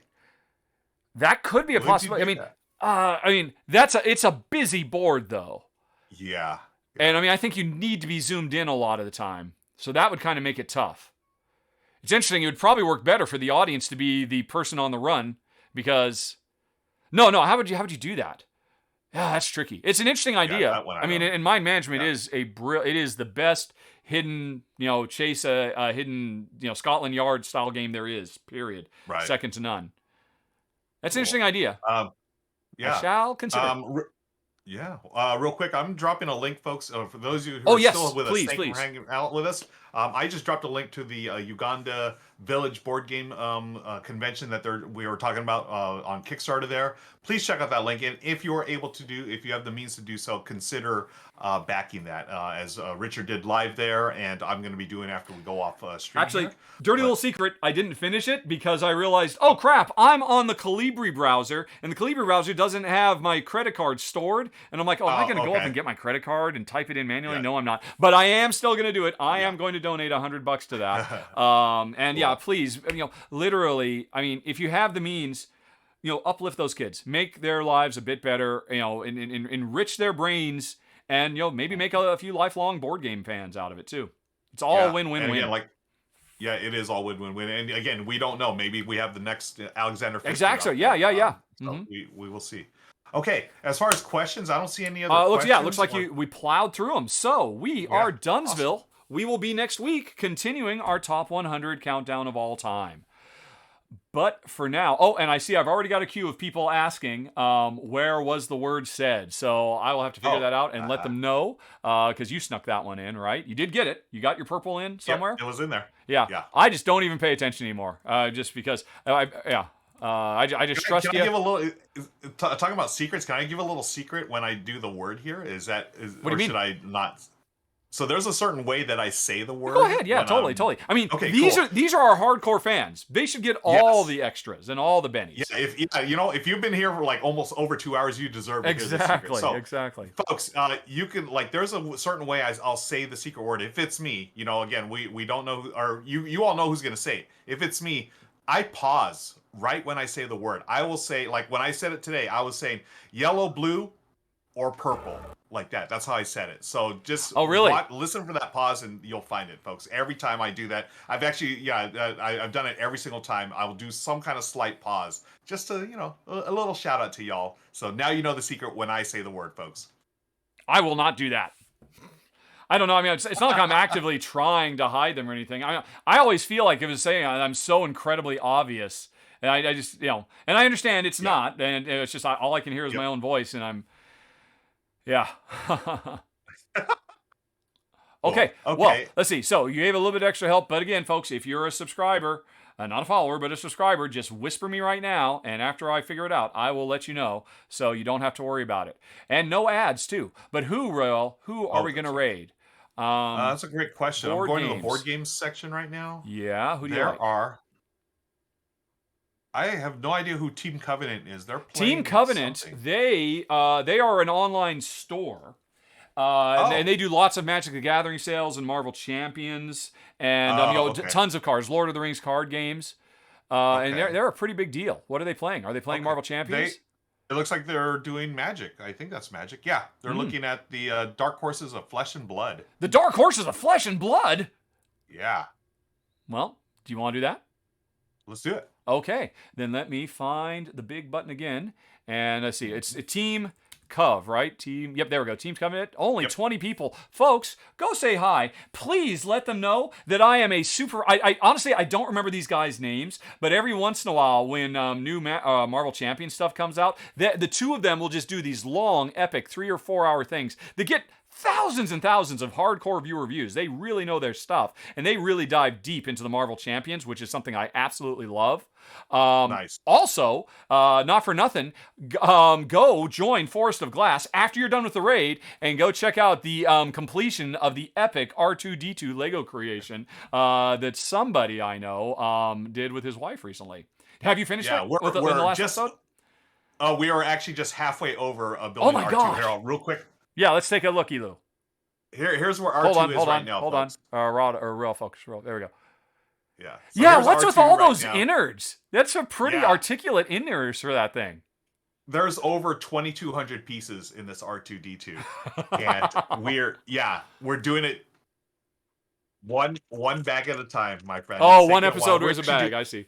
Yeah, we do actually 2 bags. Michelle does 1 bag, I do another, and we put it together. We're on bags 7 and 8. There are 13 bags total. We're hoping to finish it by this week. Oh my god! And here's the thing: I just found out, thanks to a very kind viewer, they messaged me privately and said, "Hey, Ruel, did you know there's something after you build the R2-D2?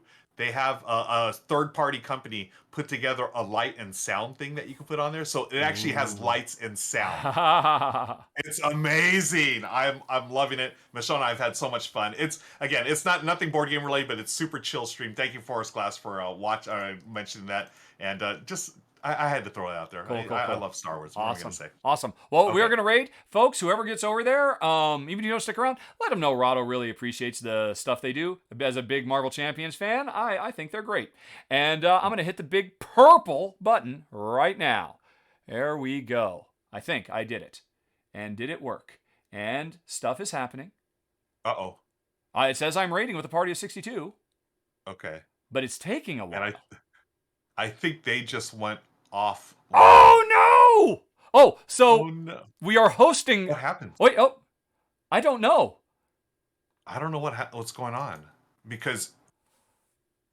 Yeah. Yeah, because I should be seeing them in my window. I'm seeing me. Yeah. Uh-oh. Twitch. Team Covenant. Oh, All right. So Yeah. we just rated ourselves. Oh well. Yep. Can Yeah. you They unrate and literally, re-rate? they just went How does offline. that work? Just that Oh in my the time it gosh. took us to talk about it. All right. Then back to the old okay. drawing board. What else do we have? Let's see. Our friends the losers are there. There's a guy named Time Roller. He plays board games. I don't know what he's playing today. Let's see. Time Roller, what are you playing? Just says board games. It's alive and trying to kill us. I have no idea what game that is. All right. And of course, I'm watching an ad right now. Of course. 10 more seconds and I will figure You'll out let what us he's know. playing. Yeah. Yeah, he plays a lot of board games though. He streams like almost every night of the week. It's wow. crazy how much he streams. Yeah. It's a smaller channel. Seems like a really nice guy, and he is playing Living Planet, which I have no idea. Ooh, that's a brand new hot one. Oh, okay. That's cool. a good one then. Okay, right. Let's do that. What was the name again? Time Roller. Time. Time and then ROLER. 1 L. Not Is that 2 two Ls. words? Oh no, one word. Okay, I got him. Yeah. One word, yep. This is such a pretty looking game, and it looks like he's just getting into it. Yep. Good call. Yes. Okay. Oh no, I'm thinking of a different one. This is a big, heavy, super crunchy game. Oh, really? Oh, yeah. I've never heard of it. I was thinking of a different one that had Planet in the title. But yeah, I remember looking at this a few years ago at Essen and my head almost exploded. So this is definitely probably one worth checking out too. So good luck to Time Roller. Let's push that button, shall we?